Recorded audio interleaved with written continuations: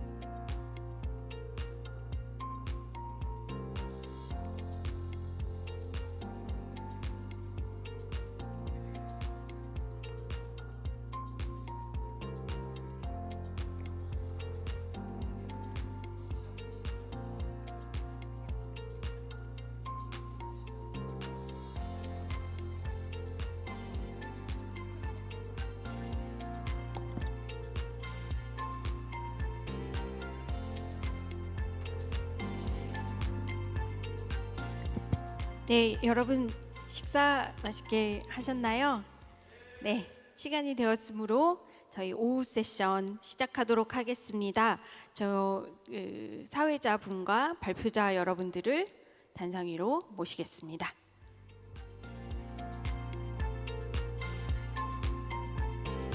저희가 의자 개수가 좀 제한이 되어 있어서요. 일단 사회자분하고 발표자분 먼저 모시도록 하겠습니다.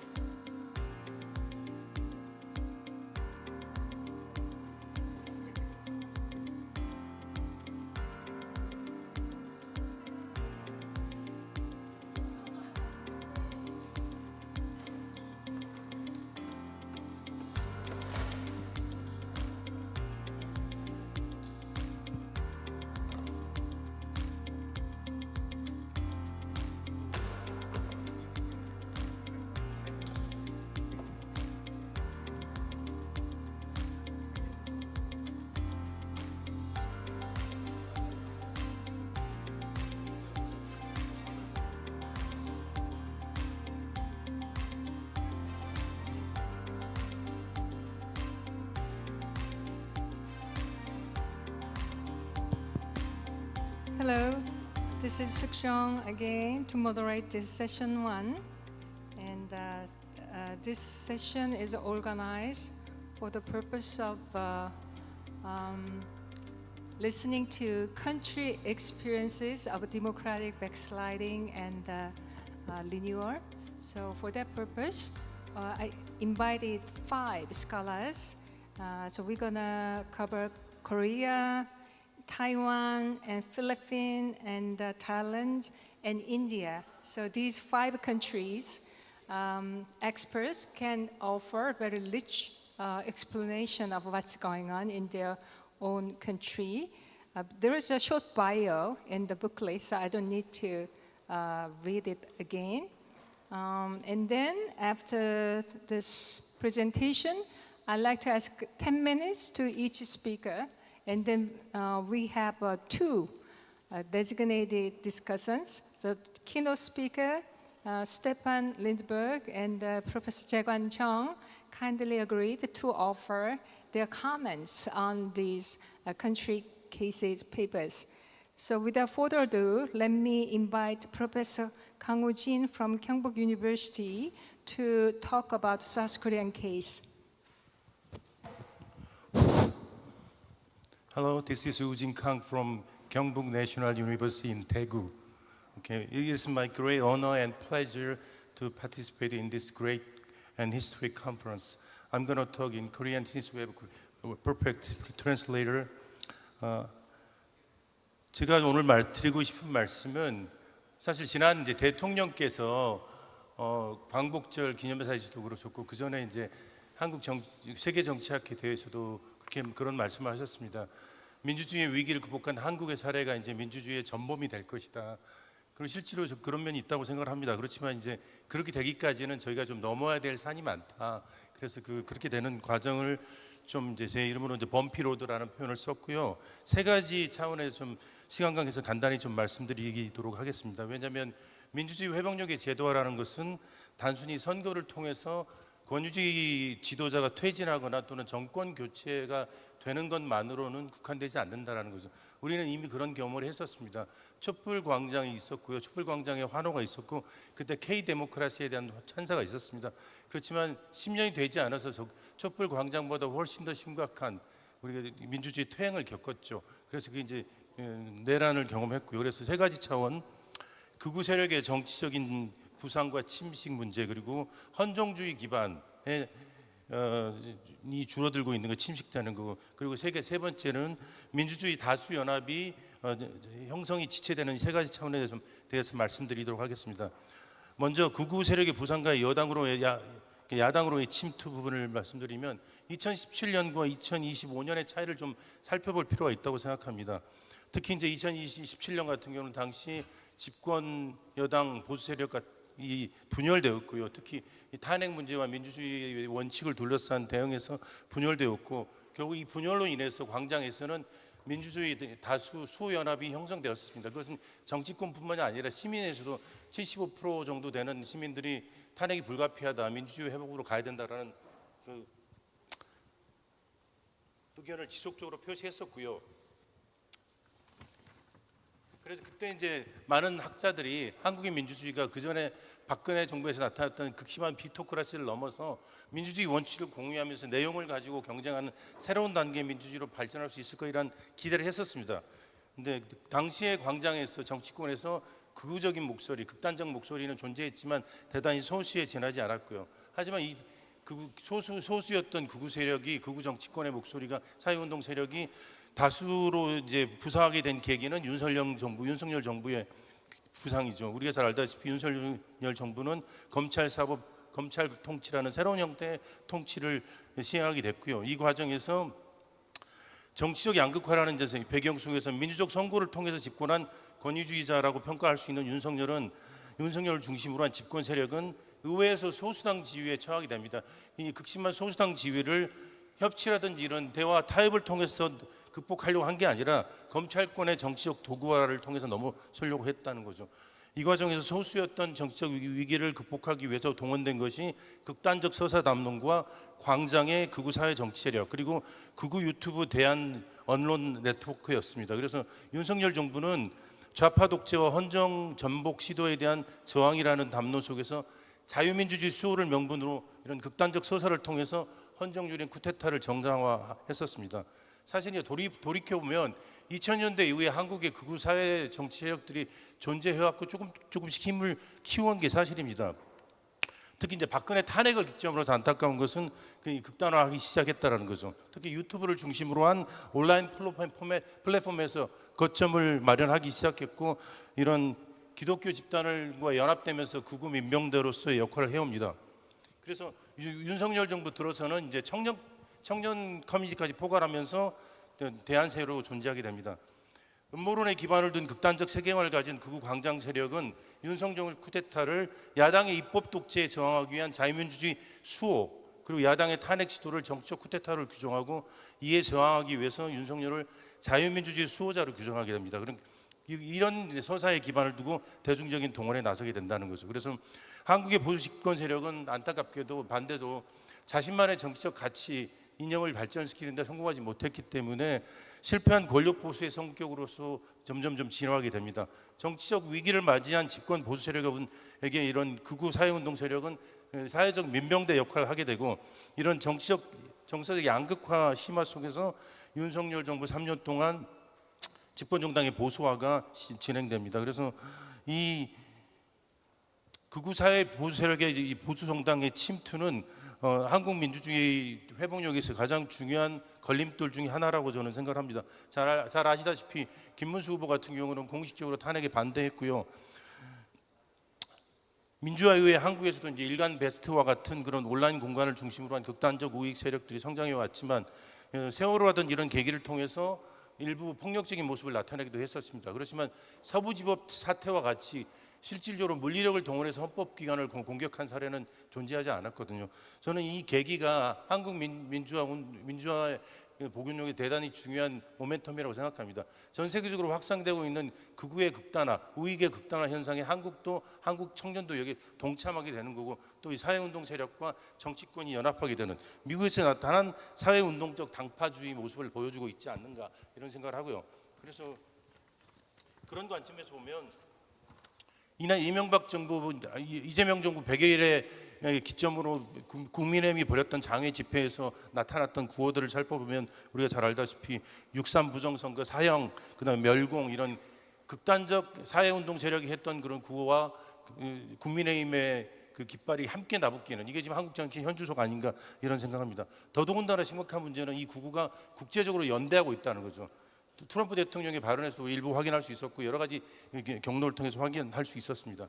이 문제가 중요한 이유는 주요 정치 세력이 반체제적 극우 세력과 연대하는 한 민주주의 회복은, 민주주의 정상화는 이렇게 대단히 중요한 걸림돌에 부딪힐 수밖에 없다. 이들을 어떻게 민주주의 다수연합으로 이렇게 포괄해낼 수 있느냐, 유인해낼 수 있느냐가 되게 중요한 과제가 될 수 있다라고 말씀드릴 수 있을 것 같아요. 두 번째는 헌정주의 기반의 침식입니다. 잘 아시다시피 우리가 민주화이후에 한국에서 헌정주의와 민주주의는 서로 상보적인 관계, 그리고 한쪽으로는 또 기란 관계에 있었습니다. 노무현 탄핵이 그랬고요, 박근혜 탄핵이 그랬고, 특히 윤석열 정부 탄핵 과정에서 국민의 저항과 국회 탄핵 소추, 그리고 이제 헌법재판소의 파면 결정은 헌정주의가 민주주의 위기 속에서도 최종적 보루의 역할을 할 수 있다라고 우리가 확인할 수 있었다라는 거죠.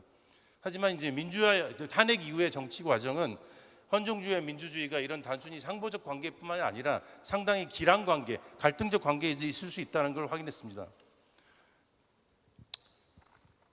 탄핵 절차의 지연, 헌법재판관 임명 공백, 권한대행의 인사권 행사 등 헌정 절차가 민주주의 원칙과는 좀 다르게 정치적으로 사용될 수 있다는 걸 잘 드러냈고요. 이 과정에서 첫 번째 탄핵과는 다르게 광장의 민심의 여론은 대단히 분열되었고요. 30%에서 40%, 뭐 이건 여론조사마다 좀 다릅니다만은 3분의 1에 가까운 국민들이 대한 헌정 체제를 지지하는 경향을 나타내기도 했었습니다. 그래서 12.3 내란 사태는 헌재의 만장일치 탄핵을 통해서 법적인 편결을 마무리했고, 또 대선을 통한 정권 교체를 통해서 정치적 편결을 이뤘습니다. 하지만 이를 이후에도 헌정주의의 정당성을 둘러싼 정치적 갈등은 계속되고 있다는 거죠. 예를 들면 국민주권주의, 이게 사실 국민주권 정부죠. 국민주권주의에 개발된 국민투표를 통한 탄핵 심판 주장이 되게 강하게 제기됐고요. 그리고 지금도 법관의 직접 선출 주장, 그리고 탄핵된 대통령이 임명한 대법원장에 대한 불신 문제, 그리고 내란 재판부를 둘러싼 치열한 논쟁 같은 것들이 대표적입니다. 그래서 한국의 대통령 탄핵 결정은 헌정주의가 권력 남용을 견제하고 민주주의 회복력을 강화하는 기능을 갖는 동시에 정치적 지연 왜곡을 통해서 민주주의 정당성과 충돌할 수 있다라는 중요한 사례를 보여줬다라고 말씀드릴 수 있을 것 같아요. 라틴 아메리카 케이스 같은 경우는 탄핵의 이제 정치적 사용, 빈번한 남발을 통해서 민주주의와 헌정주의가 충돌할 수 있다라면, 한국의 경우는 탄핵 제도의 직접적 남용보다는 이제 그 절차가 상당히 좀 까다롭기 때문에 절차적 공백과 법적 모호성의 전략적 활용을 통해서 내부로부터 이 헌정주의가 민주주의와 충돌할 수 있다라는 것을 이게 확인할 수 있었다는 거죠. 국민주권 정부는 이 관점에서 대단히 어려운 위치에 있다고 저는 판단합니다. 왜냐하면 복합적 도전이라고 표현하고 싶은데, 이전 정부가 훼손한 이 제도적 정당성, 사실은 다른 제도적 신뢰가 대단히 낮은 상황에서도 헌정주의, 특히 사법부에 대한 신뢰는 상당히 높았었거든요, 한국은. 그런데 그것이 이제 완전히 역전된 상황이 됐죠. 그래서 이런 이전 정부가 훼손한 제도적 정당성의 유산 속에서 민주주의 회복을 위한 쓴 약을 찾아서 처방해야 된다는 거죠. 하지만 또 한국에 이런 선거 주기의 문제가 있기 때문에 단기적 성과에 집중할 가능성이 있습니다. 그렇지만 단기적 성과에 매몰된 권력기관의 정치적 동원이 강력한 유혹이 되겠습니다. 이건 오히려 민주주의 기반을 침식한다는 것을 우리가 지난 정부를 통해서 잘 확인할 수가 있었죠. 그래서 최후의 방파제가 될지 아니면 또 다른 의미의 권력 남용의 도구가 될지는 우리가 앞으로 지켜봐야 된다. 세 번째로는 교착된 민주주의 다수연합에 대해서 좀 말씀드리도록 하겠습니다. 사실 교착된 민주주의 다수연합은 현 정부가 국회에서 압도적 다수 의석을 가지고, 특히 소수당 연합까지 하면 3분의 2 의석을 가지고 있기 때문에 그렇지 않지 않냐라고 생각할 수 있겠지만, 사실은 이 교착된 민주주의 다수연합 할 때는 다수연합은 의회에서의 다수석을 얘기하지는 않습니다. 우리가 앞선 민주주의 연구자들이 얘기했던 것처럼 민주화 과정에서 나타났던 네거티브 코알리션을 넘어서는 민주주의의 훼손된 민주주의 기반을 회복하는 민주주의 다수연합을 우리가 구축해야 되는 것이고, 안타깝게도 지난 선거 과정에서 이것이 이루어지지 않았습니다. 그래서 우리가 앞서 말씀드린 것처럼 제1야당의 그런 보수 세력이 40% 가까운, 탄핵을 반대했던 후보가 40% 가까운 지지를 얻었고요. 지난번 탄핵 같은 경우는 광장에서는 극단적 얘기가 많이 넘쳐났지만 민주주의 틀 속에서 이것이 이루어졌다는 반면에, 문제는 이번 대선 같은 경우는 탄핵을 둘러싼 반대 여부가 결국 이번 대선을 결정지었다라는 겁니다. 그래도 공개적으로 탄핵을 반대했지만 김문수 후보 같은 경우는 단 40% 넘는 지지를 얻어서 이재명 후보가 단지 8% 정도 차이밖에 나타나지 않았고요. 문제는 전공론체 이해의 이 과정이 크게 바뀌지 않았다라는 겁니다. 우리가 잘 아는 그런 레비츠키와 지블렛의 그런 리트머스 4가지 기준에서 볼 때 윤석열 정부는 이미 4가지 기준을 통과하고도 남았죠. 하지만 집권 이제 여당이었고 지금은 야당이 된 제1야당의 경우도 사실은 대단히 위험한 수준에 있다라고 말씀드릴 수 있겠습니다. 극심한 정치적인 양극화 속에서, 이건 앞서 우리 정재관 교수님도 가장 중요한 동요 원인으로 얘기하기도 했고요. 민주주의 회복이라는 긍정적인 또는 보편적인 목적이라 하더라도 이런 국가기관이라든지 아니면 사회처리의 정파적인 동원은 한국적 상황에서 대양 동원을 불러일으킬 수가 있고, 중요한 것은 단기적 내란에 대한 정적 사법적 단죄를 넘어서 무너진 민주주의 원칙을 공유하는 민주주의 다수 소연합을 구축하는 것이 필요하다라는 겁니다. 이는 단순히 앞서 말씀드린 것처럼 의회에서 다수당의 연합만을 의미하지는 않습니다. 그래서 의회에서 압도적 다수당의 지위는 사회적 수준에서 그리고 정치적 수준에서 민주주의 다수연합과 만약에 같이 가지 않을 때, 동기화되지 않을 때는 양날의 칼이 될 수 있다랍니다. 정치적으로 국어화되고 있는 국민의힘을 개토화하면서 국정과제를 입법할 수 있는 정치적 무기입니다. 이 부분에서는 이전 정부와 크게 다르지 않겠죠. 하지만 다수당의 기반을 둔 일방적 정치와 민주주의 회복을 위한 다수연합 기반 확대는 쉽게 함께 공존할 수 있는, 단기간에 쉽게 공존하기 힘든 그런 어려운 과제라는 게 문제입니다. 그래서 당파적 구도를 넘어서 민주주의 다수연합의 구축이 민주주의 회복을 위해서는 대단히 중요한 과제다라고 저는 말씀드리고 싶고, 그래서 사실 지금 상황에서 이재명 정부, 국민주권 정부의 민주주의 회복 과정, 민주주의 회복의 제도화 과정은 대단히 좁은 회랑이다. 이 과정에서 시민들을 설득하고 정치권을 설득해서 결국은 다수연합을 구축해서 지지 기반을 만들어내는 것이 대단히 중요한 과제가 아닌가 이렇게 말씀드리고 싶습니다. 그래서 앞서 제기한 대로 민주주의 회복은 단순히 선거를 통한 민주주의 회복, 다시 말해서 권위주의의 퇴장이나 정권 교체만으로도 이루어질 수 없다라는 거죠. 민주주의 위기에도 불구하고 민주주의 체제에 대한 사회적 합의가 본질적으로 훼손되지 말아야 되면서 더 높은 수준으로 회복할 수 있어야 돼. 앞서 우리 교수님께서 말씀하신 턴어라운드 문제가 되겠죠. 그래서 다수 의석을 가지고 있는 현 집권 세력이 주요 정치 세력으로부터 극우화된 정치 집단을 분리하고 헌정주의의 보편적 정당성을 강화하면서 민주주의 다수 수연합을 구축하는 좁은 회랑을 거쳐갈 때만이 가능하지 않겠나 이렇게 예측을 합니다. 네. 네, 강 교수님 감사합니다. Thank you, Professor Kang. And let's turn to Taiwan. Usually the Korean scholars turn to Taiwan because there are much similarities with China. Taiwan is facing China and South Korea facing North Korea.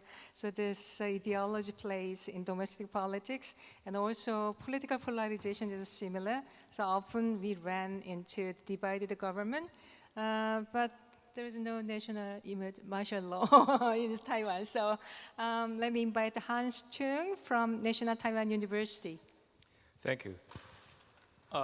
Why do prepare slides? So can I? Is that going to? Okay, thank you. The screen. Yeah. screen PPT로 넘어가게 해주세요.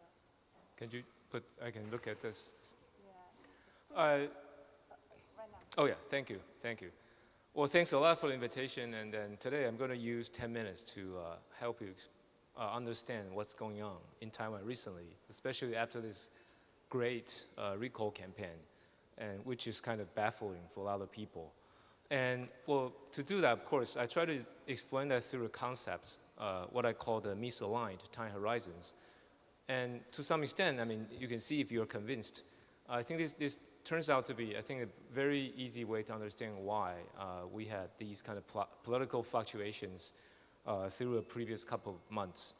So first of all, of course, well, Taiwan, of course, have some achievements in terms of the democratic consolidation, and through a couple of milestones, either the full election of parliament or the direct presidential election, and then peaceful turnovers for a couple of times, and also a very strong, robust civil society. But at the same time, recently, if I would like to, just say a couple of things, the major challenges nowadays is that we have also a very strong partisanship, or to use a fancier word, polarization, intensified, especially by the rise of China. And then, well, you can dissect that in a couple of ways. It could be, this divide between the Green camp, the current party in power, Democratic Progressive Party, or DPP in short, versus the Blue camp, the Nationalist Party, or KMT, or recently there's this smaller emerging party, Taiwan People's Party, TPP. So, and now, Nationalist Party, the KMT, and Taiwan People's Party, they work together very closely in the Congress and constitute a very important political force against the current party in power. And as you will see that through my presentation, that's one of the important reasons for the recent political fluctuations. And then also, when it comes to polarization, in Taiwan, people also have very different views in terms of how to deal with this China, right? So there's this realist take and also liberal take. And of course, this is something we don't know if we can continue to believe in, the liberal international order, but let's put that aside for now. And then also there are lots of geopolitical uncertainties Taiwan is facing, either because Taiwan's current dominance in the semiconductor industry or Taiwan's relationship with Western allies, either the United States or Europe.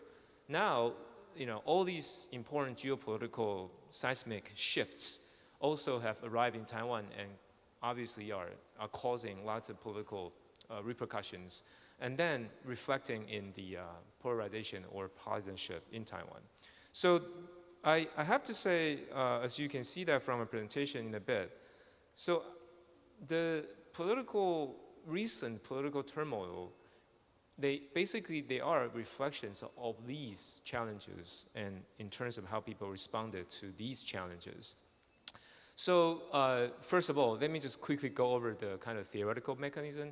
So, I've found in my previous research that, electoral defeat sometimes can be viewed as a crisis for some people. And what is especially important here, at least at the individual level, is that they shorten people's time horizon and induce a higher level of policy polarization in a society.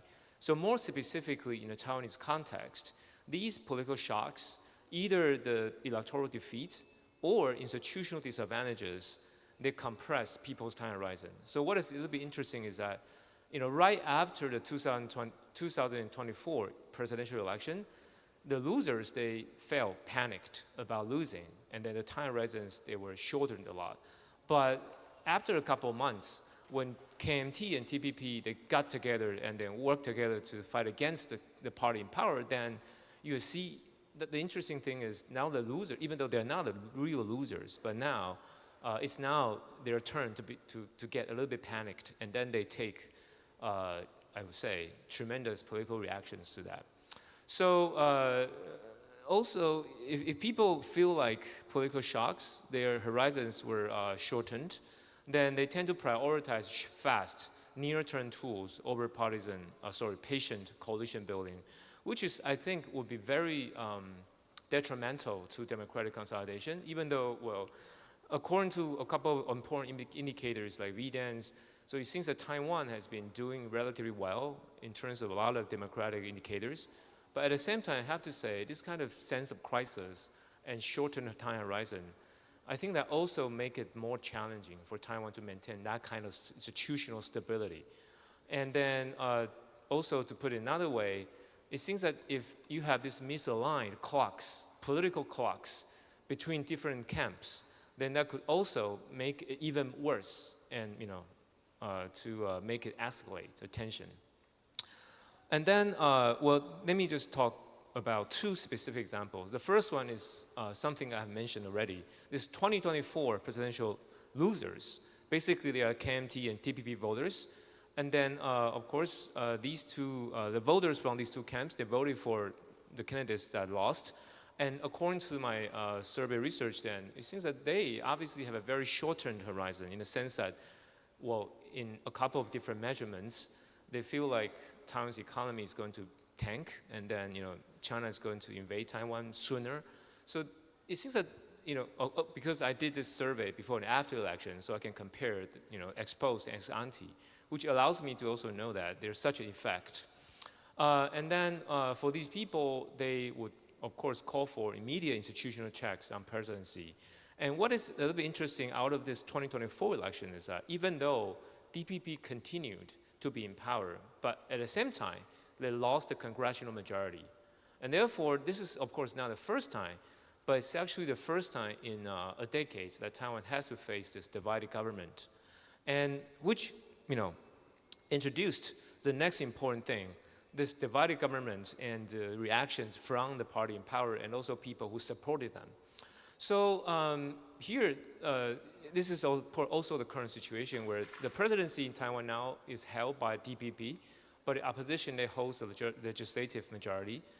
And therefore, the thing is, it immediately triggered these institutional disadvantages. And then for the party in power, even though they have the power of executive, but at the same time, they cannot push forward any bills in Congress because every time they'll try to, pass something in Congress, it was always blocked by the majority, organized, basically, made by the TPP and the KMT. So the result is that including the governing elites themselves and also those civil society groups that support them, they prefer these fast-acting counter levers. And what did they come up with? Which is this great. Well, there are two things that they did during the previous couple months. Last year, in May and December 2024, they organized the what they call the Blue Bird movements, and it was immediate reaction to the opposition's procedural maneuvering. And then, so the TPP supporters, they launched these movements to pressure votes, and they organized protests outside Congress and to voice their concerns. But of course, for that one, it's just a display of their mobilization, the power they are able to mobilize so many people on the street. But the thing is, to not much effect, and therefore, you could say this is a direct effect from that. So in other words, when they use this strategy to try to, in a sense, make a case in front of the civil societies and say, well, we just cannot do anything because this. The coalition between the KMT and TPP. And then the governing elites, they came up with this idea that how about doing this recall? Recall as a policy or as institutional design, it doesn't exist in many countries. Like in the US, they don't have recall, such a design. But in Taiwan, there is such a design. And even though there were several reforms to this recall election last year, but the thing is, before that reform took effect, the governing elites, they decided to do this on a lot of the KMT legislators. So they used this recall petitions as a quick institutional recourse, because if they were able to succeed, then they can immediately change the majority in the Congress. Then that would be, of course, a great relief for them. But the thing is, they took advantage of these low thresholds and mobilization capacity, right? And then using their strategy to do that. But the thing is, they failed at big time. So I guess I, of course, have talked to lots of friends of mine from different countries, and somehow they were a little bit confused of why Taiwanese government were doing this. But I will explain this through this perspective in the sense that, that's basically just a reflection of their different time horizons. So at the beginning, when they won the election, they feel like they're safe, right? A lot of the policy agenda they had in mind, they could still push that forward in the next, at least between 2024 and 2028. But after a while, they realized that, since they lost the majority in the Congress, and therefore they basically couldn't actually do anything in the Congress. And therefore, they tried to use this institutional design, or they took advantage of this institutional design to help them. And even though they understood that maybe other people in different countries, they might not be able to understand this design very well, but at least this is their last, basically their last resort. So they had to do that. And as I said, this is just a reflection of this short-term time horizon. So to wrap up, so basically I think in general, maybe not just for Taiwan, but of course Taiwan is now trying to, I guess, especially for the party in power, try to solve this issue. They still have to govern despite losing the majority in the Congress. But the thing is, in general, this, of course, constitutes risks to democratic resilience. First, this is what basically the different time horizon can, give rise to tit for tat, escalation, and that undermines restraints on both sides, right? And then that also undermines governance bandwidth, right? And then basically you're just going through these procedural fights time and again. And then also, what is especially challenging for Taiwan, as I kick off my talk using those examples or the threats Taiwan is facing now. Now, I have to say the current administration is suffering from this political capital deficit because they bet on the recall campaign so much. And now they have lost a big time. And therefore, I guess, especially if you want to talk about specifics, the Trump administration has asked Taiwan, for example, to raise the defense budget to 5% or even higher, right? So I think they were about to do that. But now because of this, loss in a great recall campaign, I don't know how much political capital left for them to push this forward. And then, not just, of course, this kind of national security issue, but also a lot of other domestic policy on those fronts. They might also have crisis in governance. And as I said, this is kind of all due to this misaligned time horizon. And then, so this issue is not solved through that not necessarily well-crafted, strategy on the power from the party in power. And then finally, I guess, a couple of very quick suggestions, not just for Taiwan, I guess, but for all the countries that might suffer from this. So I guess, first of all, if at all, any country is facing this misaligned time horizon between different political camps, then maybe they should go back to, procedural minimums right? Try to codify non-negotiables through a couple of institutional designs, and so in other words, stick to the procedures so you can safeguard the democracy, even though what is a little bit frustrating for people is that you cannot push your policy agenda forward, but at the same time, at least you can protect your democracy. So I think for a lot of people, at least this is what I feel from talking to some people in Taiwan. So they feel the frustration, and they always want to, solve these, overcome these issues through something that is beyond democratic procedures, because they think that's going to be a very quick solution to the problems. And this also happens in the US, I suppose. People are willing to accept some dictators as long as they are able to solve their issues. And I think that's, again, as I said, the reflection of the shortened time horizon, and that's very threatening. So, and coming back to the remaining points, so try to find the rosy and overlapping consensus to find remaining beliefs that are able to unify people, and also try to do more crisis communication. So try to help more people to understand your sense of crisis. And I think through that communication, I guess maybe people will be, again, much more patient than before. And then create civic forums and also the escalation norms. So I guess I might not have enough time. So let me stop here, and then thank you very much for your attention. Thank you very much, Professor Chung. I think how we can restrain power is very important, especially in the polarized countries, politically polarized. And let's move it to Philippines. After Duterte is gone, I thought there would be more robust democracy, but obviously not. And there is also political problems in Philippines. So Professor Francisco Magno at the La Salle University will speak about Philippine case. Thank you. I thought I have a PowerPoint there, but there's none. So let me just use, okay. Yeah, it's not a PowerPoint. Anyway, the title of the paper is Resilient Recovery in a Fragile Democracy. So I discuss in this presentation, okay, here goes, navigating institutional erosion and polarization in the Philippines. Yeah, I limited my presentation, and this is a paper that is developing to the past 10 years. But let me just point out that what we call the democratic transition happened after the fall of the martial law government. So we had martial law. Well, I heard this morning the term self-coup. So that's probably similar to self or golpe de Estado as used in Latin America. Ferdinand Marcos Sr., who is the father of the current president.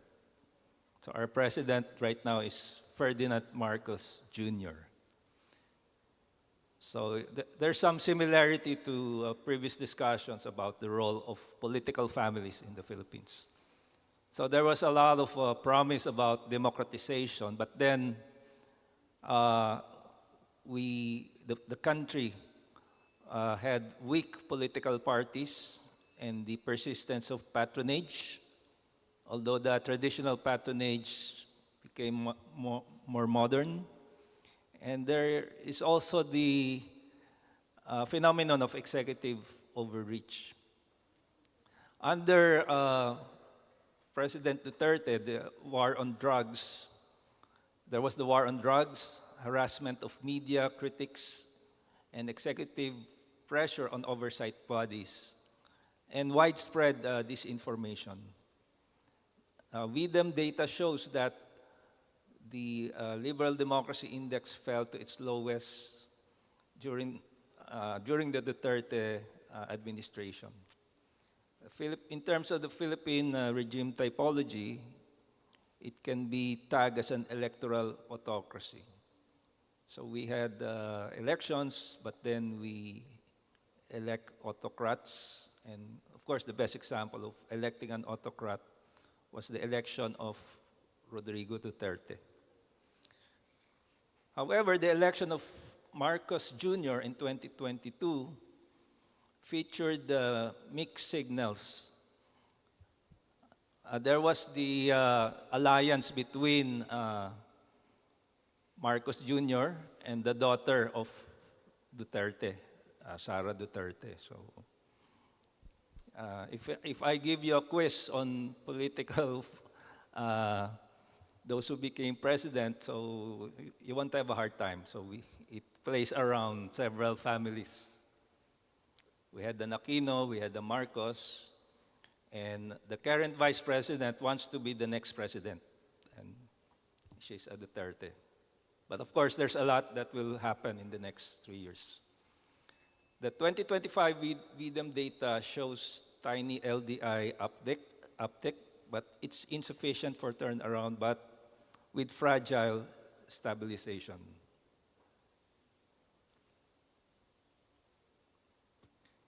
So we find democratic backsliding using VDEM principles of democracy, electoral, liberal, deliberative, participatory, and egalitarian.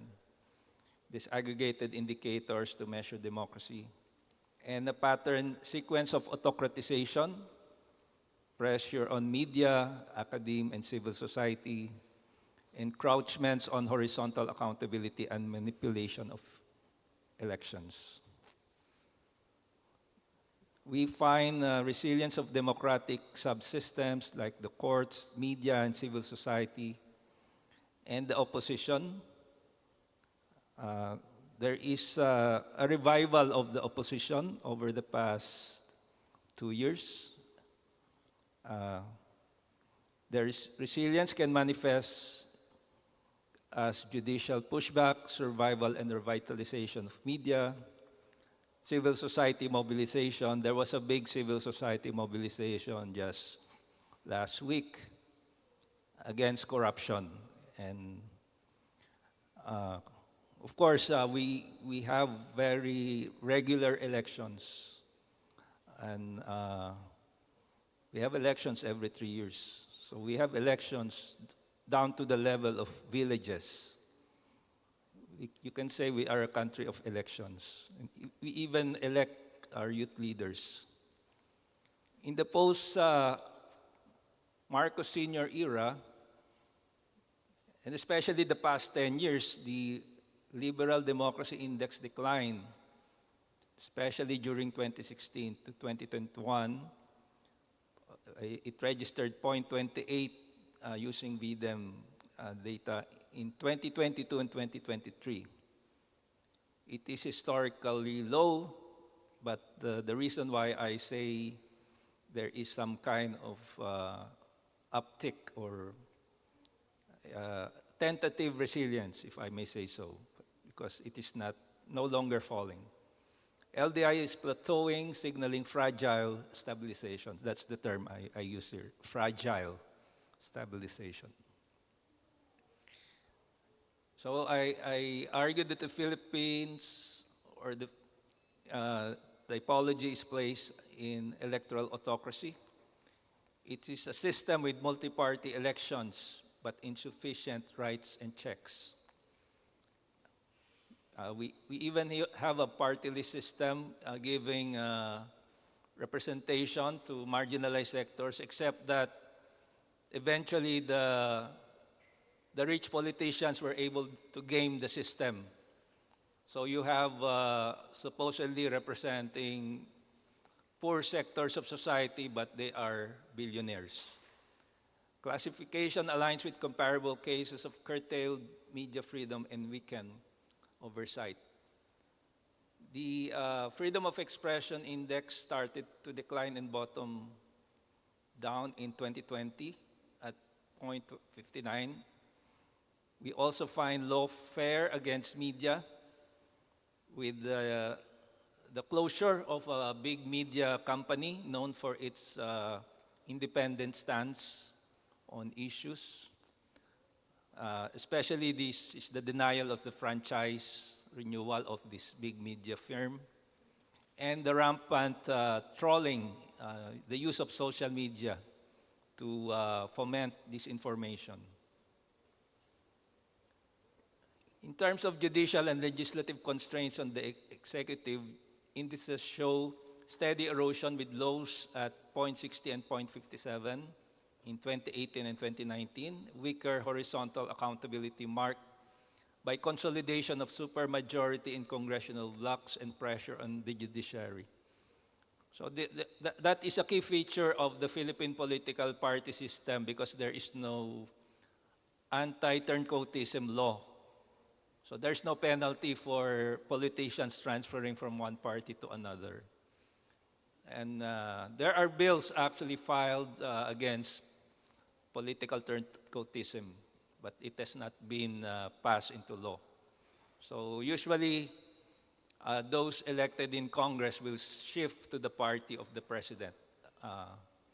So that is the usual situation. In terms of civil liberties and core civil society index, indicators dropped to 0.49 and 0.74. But there is a slight recovery after 2022. And core civil society index retained greater resilience. Clean elections, the index eroded with sharper drops in 2021, and concerns on vote buying and election violence remain. So the role of money politics is very interesting to consider in this case. Electoral malpractices remains unresolved. So the current anti-corruption investigation or corruption investigations basically are showing initial evidence of the links between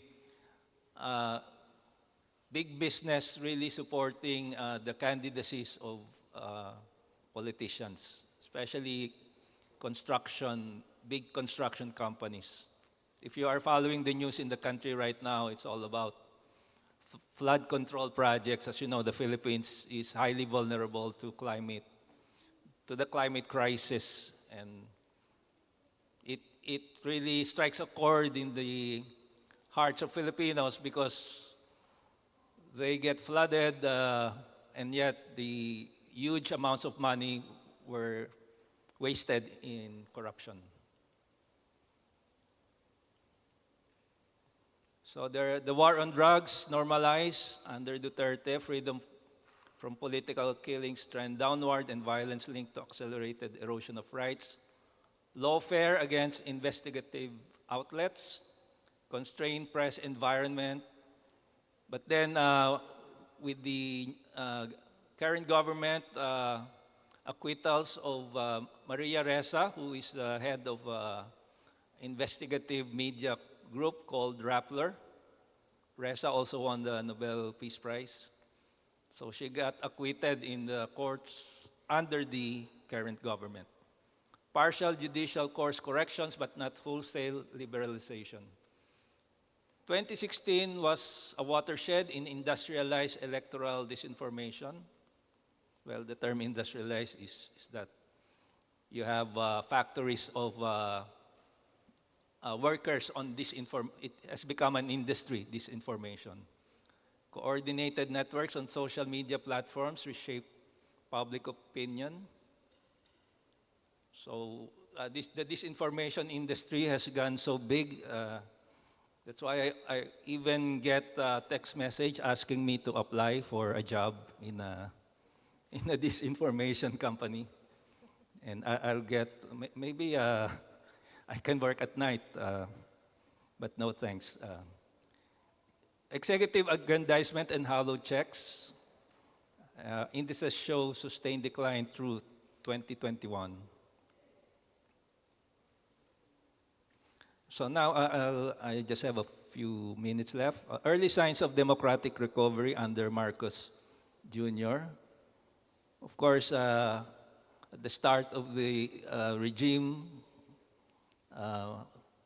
his name is the same as Marcos Sr., who was overthrown through People's Power Revolution. So I think that there's the affinity between Korea and the Philippines. It's the going against martial law government. A plateau with marginal upticks. In post-2022, the LDI stopped falling and posed a small positive change. I mentioned Maria Ressa getting acquitted, and another, another landmark case is former Senator Laila de Lima, who was a political prisoner under Duterte, was released during the Marcos government, and she was elected as a member of Congress in the last elections. A less repressive environment and fewer killings. First of all, President Marcos Jr.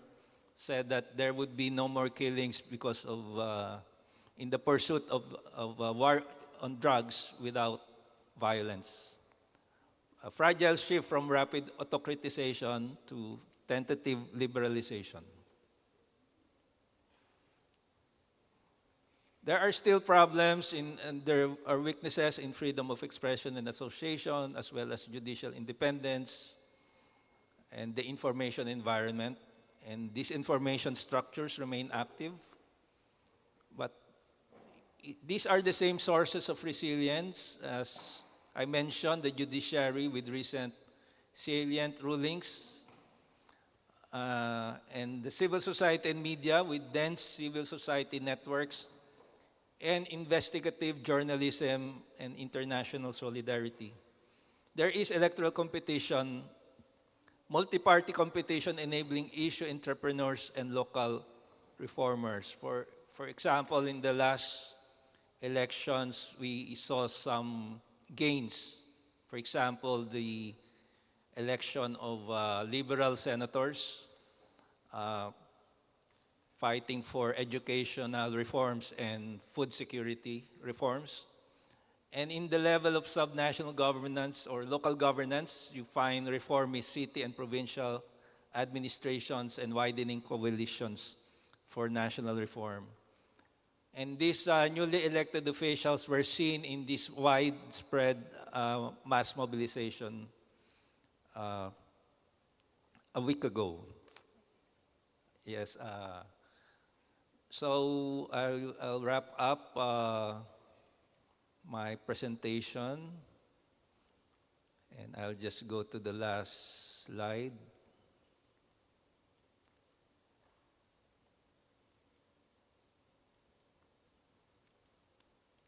So the paper integrates the latest VDEM evidence with event-level developments, and there are certain limitations and uncertainty about causal attributions across multiple overlapping reforms. The need for subnational analysis to capture variation across LGUs and security contexts. So let me end my presentation there. Thank you. Thank you very much, Francisco, for showing what have been improved and many challenges still ahead. Thank you. And let's move to another Southeast Asian country, Thailand. And Napon Chatu Sripitak, he's a researcher at the ICS Yusof Ishak Institute at Singapore. Napon? Thank you very much for that kind introduction. It's an honor to be part of this distinguished panel. Today, I want to offer a brief overview of Thailand's democratic trajectory. And to be very frank, it's not a very optimistic picture. In just 2 years, we have had 3 prime ministers, well, 4 if you include Kun Pitha as the prime minister designate. Electoral mandates have been routinely undermined, both through interventions by unelected bodies, as well as through elite compromises that produce governing coalitions that nobody really voted for. It's, of course, very tempting to describe these as episodes of a democratic backsliding. But in my opinion, I would argue that what we're seeing is better understood as lingering symptoms of authoritarian resilience in Thailand.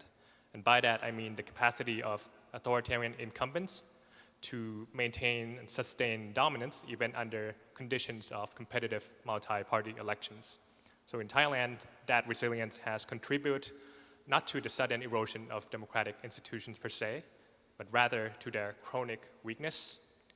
It's a weakness that is still visible after 2 elections and more than a decade since the 2014 coup. By strict definition, democratic backsliding means the erosion of institutions that typically sustain a democracy, like the rule of law, civil society, and free and fair elections, usually through executive aggrandizement or through promissory coups, to adopt the terms used by Nancy Bermeo. Such episodes, of course, have been very common in Thai history, where democratic backsliding has usually meant an outright breakdown of democracy. Since the transition to a constitutional monarchy in 1932, Thailand has experienced 20 constitutions. That's roughly an average of 1 every 4.6 years. 13 successful coups, averaging about 1 every 7 years. 8 political parties have been dissolved in high-profile court rulings, since out of a total of 111 since 1997. And only 1 democratically elected prime minister, Thaksin Shinawatra, has ever completed a full term. So this turbulent pattern is reflected in sharp swings in Thailand's democracy scores, which is reflected here on the right in the diagram. This shows the fluctuation in Freedom House ratings of civil liberties and political rights over the years. This is from work by Federico Ferreira. The 2014 coup was the most significant episode of democratic backsliding in recent memory. It overthrew the democratically elected government of Yingluck Shinawatra and ushered in a military regime that remained in power until 2019. I would argue, however, that Thailand has not really bounced back from that episode, apart from the lifting of emergency powers and the return to elections. Instead, what we see is that the country has moved from direct military rule to a semi-democratic system under the military-drafted constitution. Among its key features included a Senate that was appointed by the military, yet empowered to select the prime minister alongside the House for a period of 5 years. This effectively gave the junta the power to shape government formation across 2 election cycles, regardless of how the people actually voted. So in 2019, the Senate gave the military-backed Palang Pracharat Party the votes it needed to support General Prayut, the coup leader, as prime minister. And again, it intervened in 2023 this time to block Kun Pitha Limcharoenrat of the election-winning Move Forward Party from becoming prime minister. Alongside the junta-appointed Senate, which is already out of picture as of 2024, other appointed bodies in Thailand have been used as instruments to curtail the opposition. The Constitutional Court, for example, have played a decisive role, especially in dissolving political parties that represented a threat to the conservative status quo in Thailand. This includes the Thai Raksa Chat back in 2019, Future Forward in 2020, and Move Forward in 2024. When Future Forward was dissolved, it set off an unprecedented pro-democracy movement led by the youth, demanding sweeping reforms to the established way of doing things in Thailand. Some of these demands, of course, made their way into Move Forward campaign pledge in 2023, including an attempt to amend the Lèse Majesté law. But these reformist aspirations were quickly crushed. Protest leaders were jailed under Lèse Majesté and computer crime charges, and many were denied bail and held in pretrial detention. And Move Forward itself was dissolved, with its MPs still facing legal action. The irony is that courts and legal instruments that weren't just used against the opposition. They were also used to bring down those in government. In 2024, Pheu Thai Prime Minister Sethra Thavisin was removed from office by the Constitutional Court for ethical misconduct, or an attempt to appoint an ex-convict as a cabinet minister. Just a year later, Pathongthan Shinawatra was ousted on similar ethical charges over her controversial conversation with Cambodian Senate President Hun Sen. So in both cases, the court positioned itself as the final arbiter of what ethical standards mean, and they also selectively enforced these standards in a way that fundamentally shaped the trajectory of national politics with little regard for the electoral mandate. And in fact, I would argue that the ruling on Pathongthan pushed the courts influence and reach into the realm of foreign policy, as it had deemed her diplomatic activities a failure to uphold the honor and interests of the nation and placing personal benefits above the interests of the country. In fact, this has crippled the civilian government in Thailand and further emboldened the military to assert even greater independence from civilian authority and to manage the border conflict between Thailand and Cambodia as it sees fit with little to no oversight or accountability. So just to summarize quickly, taken together, what we have seen is that the legacies of 2014 coup is still very much alive, and they have produced three main effects. First, they have effectively severed the link between the ballot box and the government formation. It ensures that votes don't translate directly into who governs. And second, they have left political parties' elected leaders chronically insecure, since they can be dissolved or removed from office by unelected judges and oversight bodies that wield broad discretion over questions of ethics and legality. And finally, they have enforced red lines that restricts the scope of reform and agenda setting, and that has kept certain issues off limits to democratic contestation and beyond the reach of a civilian authority. So the result is something that looks to me like a tutelary regime, where unelected power holders continue to dominate and define the boundaries of democratic politics. But perhaps most striking and most consequential is how this institutional environment has reshaped elite politics in Thailand. Since 2023, Thailand has seen toxic alliances emerge between coalition partners that are very much unlikely. So first, Pheu Thai formed a government with military-aligned parties, despite having campaigned to the contrary. This was widely seen as a result of a deal between Kun Thaksin Shinawatra and the military establishment to secure his return to Thailand. That arrangement has recently seems to have collapsed since Paetongtarn was dismissed from office and Thaksin returned to prison. But what replaced it is perhaps even more paradoxical. So today we have a minority government deal between the People's Party, which is the reincarnation of the Progressive Move Forward, and Phum Jai Thai, the very party that once stood as one of the biggest obstacles to move forward's reform agendas, from constitutional reform to amendment of the Lèse Majesté law. All 143 People's Party MPs voted to support Kun Anutin as the Prime Minister without joining the resulting government. Their support came, of course, with conditions. Anutin must commit to constitutional reform and dissolve the House within 4 months of delivering his policy statement. I believe that starts on October 1st.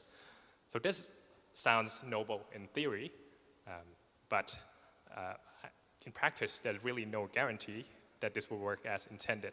And above all, it confirms the reality that nobody really got what they voted for in 2023.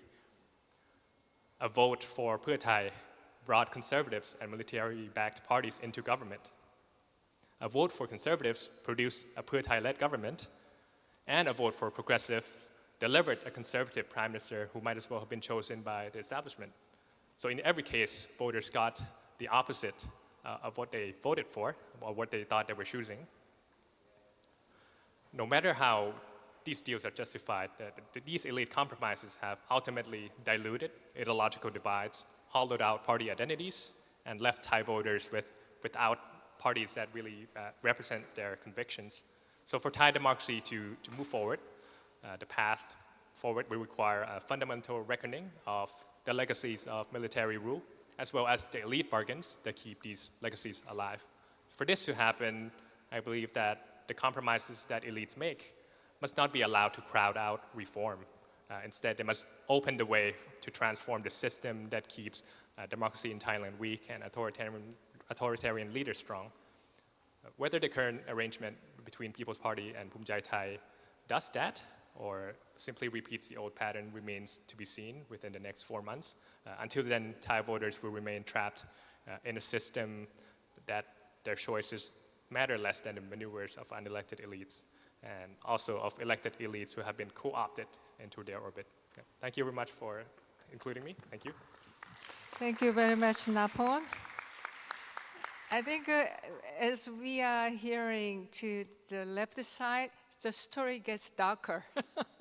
So the next country, I think the prospect is dark as well, but very different political setting, very strong political party, strong populist leader. So India. And the speaker is Niranjan Sahu, the senior researcher in Observer Research Foundation.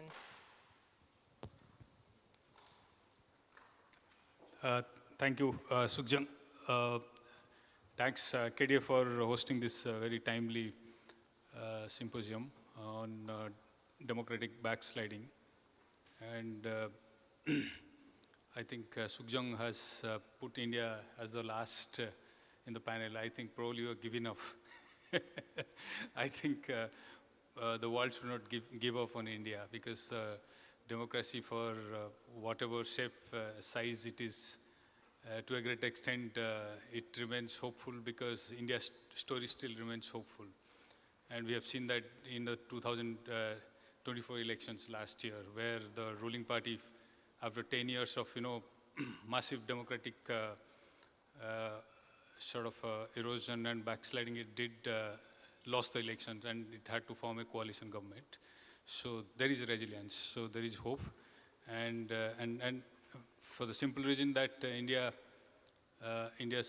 because of the sheer size, 20% of the global democracy, the population comes from India.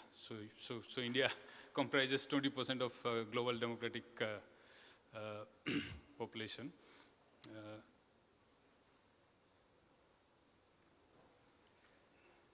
Okay. Just a quick look at the size, actually. It's just 20%, and you just look at the electoral size. It's now almost touching 1 billion, because we are a 1.45 billion population. So India has one of the youngest, I think almost 40 to 45% of this 969 million voters are actually youth. So that actually gives a hope that such a youthful country, because if you just look at some of the populous country like US, Pakistan, Bangladesh, Indonesia or Mexico or Brazil, all put together will be actually lesser than what India comprises. And when India is down, the global democracy is really down. You can see from this just one slide, one figure, when India, the fast democratic backsliding happened, when democracy was suspended in 1975 by Mrs. Indira Gandhi's government for almost 2 years, 75 to 71, you just look at how the global democracy actually came down. Just look at the red line. So from there, you can easily understand India's, role in terms of, keeping democratic banner afloat. Okay. Now, the real issue is, just a decade ago, India was seen as one of the most vibrant democracy, especially in the post-colonial, countries. It is one of those large post-colonial countries which actually successfully democratized, and since 1947, I would say till, except for that 2 years of 75, 77, it remained a very vibrant democracy. We had very vibrant civil society, free press, and of course, competitive political party, in which, even regional parties, state-based parties, they enjoyed actually quite, I would say, significant role in the formation of the government at the federal level. So that actually made India a sort of kind of role model among the third world, especially in the third wave democracies. If you look at, India was among the Asian, among the African countries seen as one of the role model democracy. India's parliamentary system, India's voting system was adopted by dozens of countries. In fact, Indian election commission used to be one of the busiest. But all that have changed in last 10 years. And you can easily see, the slide is before you. I've based my data largely on VDEM's work. Of course, I have taken also International Idea and Freedom House, their indices. So if you look at, India is placed 100 out of 179 countries. And just a decade before, India was within the 50. So you can easily see within a decade how much of decline has And the worst is actually the decline in terms of electoral democracy. In 2011, India's electoral system was so robust and transparent that someone like Hillary Clinton said that India is a gold standard. Indian election is a global gold standard. There can't be any kind of fuzzing or sort of manipulations. That has actually changed now. Election system is under manipulation, and a lot of last 6 months, those who are watching India, they must be seeing how there is a big fight happening between the election commission and the opposition. There is mass mobilization happening because there are massive manipulation happening in many states. The worst thing is that now if you go by the electoral autocracy ranking of the VDEM, India has actually surpassed 1975, distinctions, that India, in which, democracy was partially suspended. So we have reached that sort of level, which means, most of the key indicators are actually in red zone. You can easily see the decline. There's a sustained decline. In the last 10 years, you can see, it started around 2011, 10-11, but now the decline has been very sharp since the time the right-wing nationalist Bharatiya Janata Party is in power since 2014 under Prime Minister Modi. So since then, the decline has started, and that has largely something to do with because a populist party with a leader, a strongman kind of, who doesn't actually have any respect for the institution or rule of law. And then, of course, you have a kind of party that also wants to promote a majoritarian state, basically Hindu state, in which the minorities have to be, treated as second-class citizens. So that actually has led to erosion in many indicators. And trends of backsliding, you can easily see, there have been, since 2014, there have been sustained attack on freedom of expression. Now, freedom of expression, both individual level, group level, there has been attack. Any civil society members does anything, even on issues like climate change, are prohibited. And you have thousands of NGOs who used to work on many development issues, even for the aboriginals. Their license have been cancelled. You have the crackdown on political dissidents, those people who have a very different opinion about the government governance. Many of them are in jail. They're not getting bails actually for years. There are people who are in the jail for 7 or 8 years. Many of them are student leaders. And then undermining of the institution is rampant in many ways, multiple ways, which I'll come in the next slide. So you can easily see the erosion has happened on multiple indicators. Factors, what is actually leading to democratic backsliding in a country that used to be so vibrant just a decade ago? All that is actually, is happening is not through illegal means. It's happening through legal means. That lawfully everything is happening using the statutes, using the rules and procedures, which exactly Indira Gandhi's regime did in 1975. She declared emergency, but using the law. So now this government also has learned something, and it is basically following what you have governments like in Hungary or even Poland used actually. They deployed basically weaponizing the existing statutes and laws. So basically, in many cases, like those targeting those NGOs by cancelling their foreign funding law, like FCRA laws, have been basically done something, a law which was amendment passed by the previous Congress government. So this government has basically aggressively weaponized it and targeted thousands of NGOs, denying them any opportunity to function. Similarly, there was an anti-terror law, UAPA, which was passed by the previous government, but this government has aggressively used. While the previous government used it in 1 or 2% cases, they have used it actually almost like 90% of cases. Even with small sort of violation, people are put behind the bar under anti-terror laws. So laws have been weaponized by this regime in a sense that creates actually fear psychosis, kind of sort of way that many NGOs have actually stopped functioning. Then second tactic is apart from using the law, what you are doing is basically draining, packing, and instrumentalizing democratic institutions. What you are doing is basically you are not actually doing anything extra legal or other thing. What you are doing is consistently the executive micromanagement is actually happening, targeting certain institutions like judiciary. For instance, you want to get a favorable verdict about certain case. So what government does is it will petition, it will go to the court. If the court actually goes against the it will ask for the revision. So constantly they will be targeting, and that way they are actually in 90% of cases they are prevailing. And second thing is like in India, the judiciary, which remains the prime actor in terms of checking executive misuse, largely because the judiciary in India, like unlike many other democracies, appoints itself. The higher judiciary, because of a collegium system, so to check the executive interference, so they appoint themselves. But government, since it cannot do anything in the appointment, so what it does, it delays the appointment. Because the judiciary recommends, the collegium recommends, so government will sit over that file for months, saying that some pretext or other thing that we are doing an intelligence survey about a particular judge and all that. So it delays, and that harassment continues.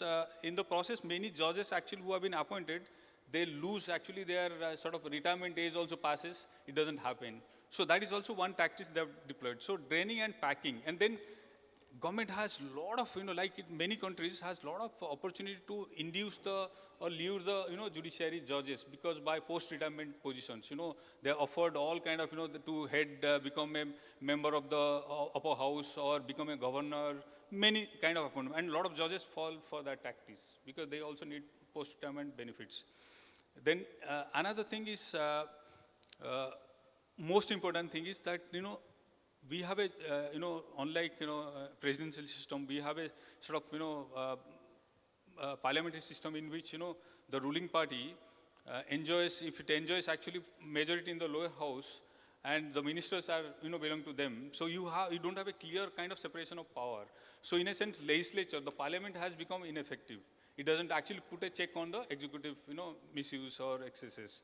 And then the last institutions which actually remained very independent till just 5-6 years ago was the election commission.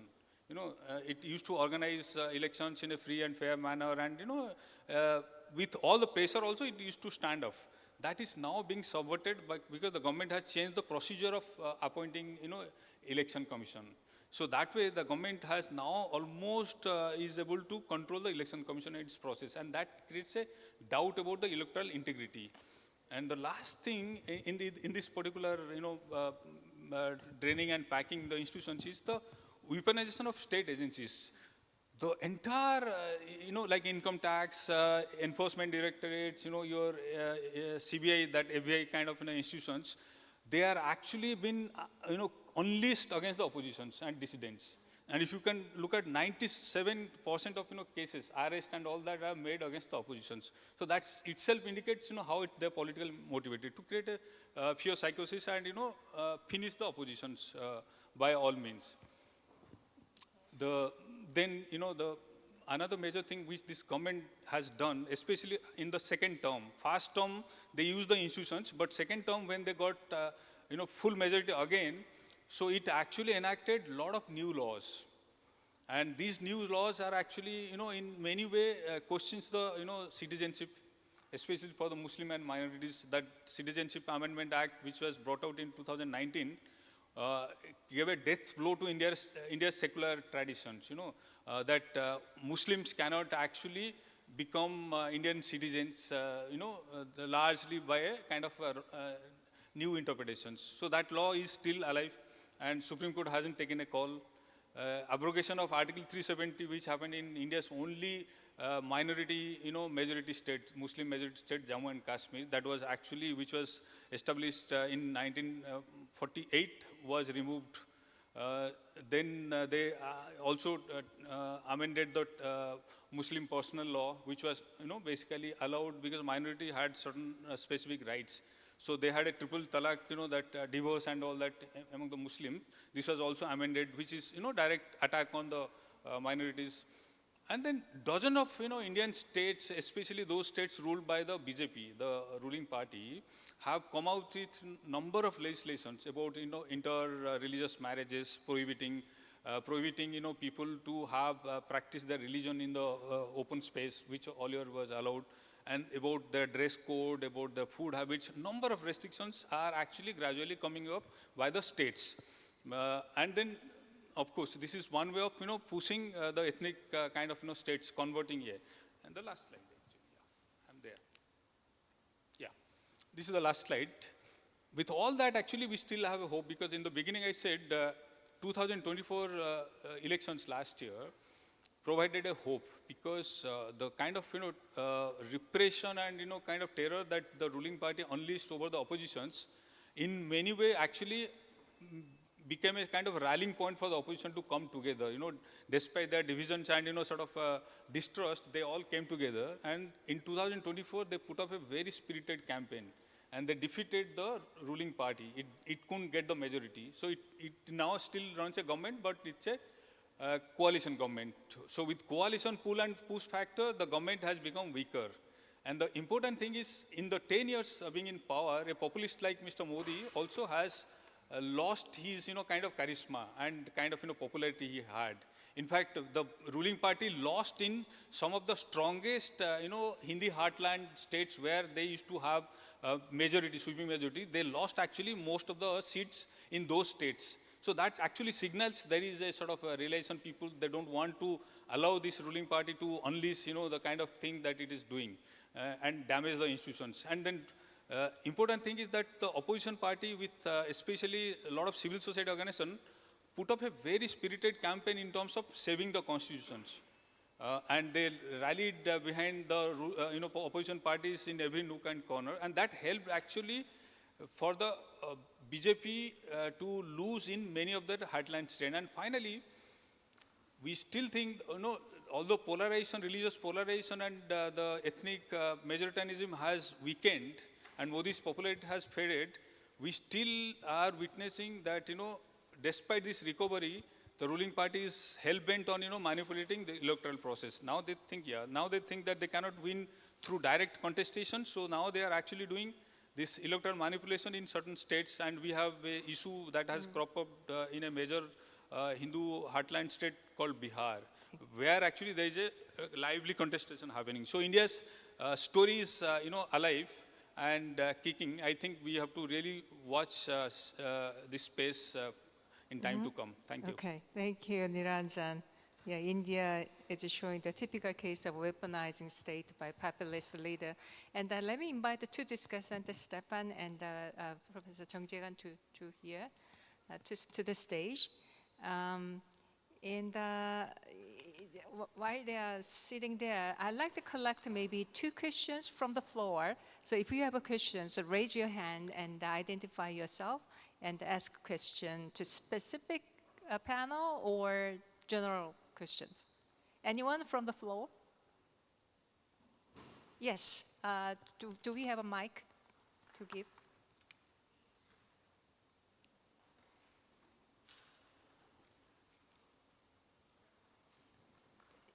현유 씨, 여기 마이크 좀.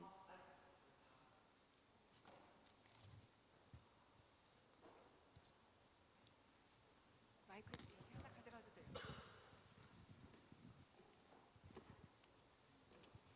Just make it short. Don't lecture, please. First, thank you for your guys' presentation. So I have a question to the Hans Tung. So I think the current Philippine government has taken a strong stance against disinformation from introducing anti-fake bills and strengthening media literacy programs to building monitoring task force and also working with social media platforms. So while these initiatives shows a clear commitment, question remains about their effectiveness and their balance with democratic freedoms. So my question, the Philippine government is now taking strong measures against disinformation through legislation and also monitoring system. But in your view, are these efforts genuinely strengthening democratic resilience, or do they risk creating new challenges for freedom of expression or political pluralism? Okay, thank you. And you got the questions, right? Another questions from the floor? Okay.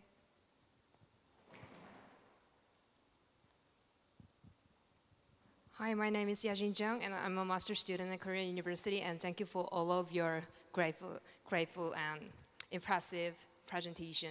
I have a question for. I hope. Can I have 2 questions for Professor? Quickly. 오케이. 먼저 강우진 교수님께 질문이 있는데요. 이제 극우가 다수를 중심으로 좀 결집을 하고 계신다고 말씀해 주셨는데, 이제 보수가 이제 좌파 세력에 맞서서 결집할 도구로서 극우적 담론을 채택한 상황에서 엘리트가 그것과 어떻게 결별할 수 있을지 좀 현실적인 해답이 있으신지 궁금하고, 또 이제는 이제 길거리에서 이제 극우가 사용하는 것이 아니라 이제 거대 정당 중 하나인 주류 정치인이 극우적인 레토릭을 사용하는 상황에서 이것이 훨씬 더 대중에게 많은 영향력을 행사할 수 있을 것 같은데, 실제로 이것이 단순한 당파 지지자들뿐만 아니라 이제 중도층 다수의 시민들에게까지 영향을 미칠 수 있을지에 대해서 여쭤보고 싶습니다. 그리고 I have a question for Professor Hans. I think South Korea and Taiwan share a similar context. In both countries, large citizen mobilizations happened in a critical moment, but they didn't lead to lasting reforms. So my question is, how can such a large-scale mobilization actually change the way allies calculate their time and push them toward long-term commitments for democracy? Thank you. Thank you. No more. So it's okay. So keep the questions in your brain, and let me invite Stefan. And can you offer more general observation of this backsliding resilience rather than specific country cases? Yes, thank you. And thanks for the exciting and informative papers that you presented. 2 reflections that I think are more general. Although I have many specific comments on each one of them. And the first ties back a little bit to Hans, you talked about misaligned time horizons. So democracy is really thought to create long time horizons.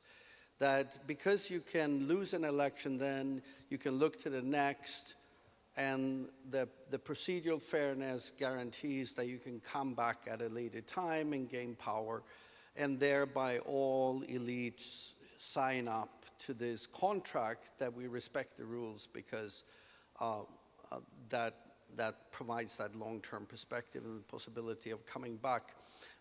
Democracy becomes the only game in town, as it were. And this is really what you're talking about. But I think all the papers talk about situations where that collapses as in India, or maybe never existed as in Thailand. And I think that's a really important sort of, when we think about how to create resilience or how to bounce back, how can we together, create longer time horizons, come back to when the elites and their supporters respect legitimate opposition and respect losing elections because they know they can come back. What is happening so much with autocratization around the world, and I think we see this, get the feel of that in Korea and in the Philippines being very palpable, maybe it's, and not to speak about India, of course, but that it becomes an existential threat, an existential battle, a life or death issue, if you like, when about staying in power. When staying in power, when losing power becomes too costly, then you are unlikely to give it up. Okay, so let me, but the second point, this is very quick. I think I just wanted to, for everyone, when we orient ourselves here, I see four different types of cases here in the 5 countries. In a way, Korea and Philippines let's start with Taiwan.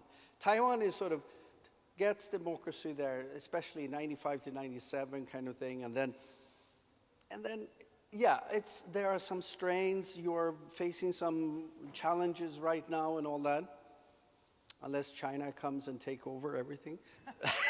but it's doing okay, right? It's democratic resilience type 1, right? Type 2 is sort of Korea and Philippines. It's sort of a bit up and down, but you manage to stay there kind of thing. And then the type 3 are the non-resilience. I'm sorry, but I don't see much resilience. You try to find it, that's good. But like autocratization goes down and now it's sort of stabilizing there as an electoral autocracy, right? You risk becoming more like Turkey, right? That's it, and they will never go away. And then the type 3 is like Thailand, Thailand is really no resilience, right? You talk about authoritarian resilience. Maybe that's true. Maybe I don't know Thailand enough. Or it's just, you know, since 1972 or whatever, it's just been instability. Nothing is resilient, but it sort of goes up and down. So they are different cases in that sense. They speak to different types of resilience or the lack of it, I would say. Thank you. Okay. Thank you so much for your presentation. I learned a lot, not only from 4 different countries in Asia, and also from Professor Kang about the South Korea. So I was trying to pick up the common problem that 5 Asian countries have in the era of democratic backsliding. So we have different degree of democratic backsliding or autocratizations across country in Asia. But 5 of you actually picked up the common problems, polarizations, and weak party, and far-right forces rising or already rising. So I would like to ask one common question to all of you, and also one thing that I couldn't find in your presentation at all. It is about inequality. The common question that I would like to ask to all of you is, if you experience the far-right forces or the threat of far-right parties in your countries, what's the shape of Asian far-rights compared to far-right that we already know from European countries and also United States? If far-right forces or far-right parties emerge in many different Asian countries, what kind of political value or ideologies and what kind of social forces those far-right parties would root to the end? Is there something Asian-specific characteristic of far-right forces in coming years? That's one question to all of you. And the second is about inequalities. It's very curious that you never mention inequalities when you present your country's backsliding stages and the trajectories. But we know the inequality plays certain roles critically. So inequality across different regions and inequality across different ethnic or religious groups or income inequality as well. So I wonder whether those factors can play certain role in promoting and actually exacerbating the common problem that we have been talking a lot today. So that's the second question that I would like to ask to all of you. That's it. Okay, so even though we are talking about polarization, and there is a different senses, right? In India, it's more exclusive Hindu nationalism, but the kind of religious-based nationalism is not observed in other Asian countries. And also party politics, and the BJP is very strong compared to Philippines and Thailand, where so many parties are there. That is causing to weak, fragmented party structure. But in Taiwan and South Korea, it is more major two-party competition based on much the social polarizations. So the polarization also works in different ways. So let me go back to all these general questions and specific questions from the floor. Let's go to each panel. Professor Kang. Okay. First of all, thank you for your question. What's your name? Oh, Yejin-jung. Thank you for your question. Here is my response. I believe a situation where far-right actually influence a lot in both in social and political arena.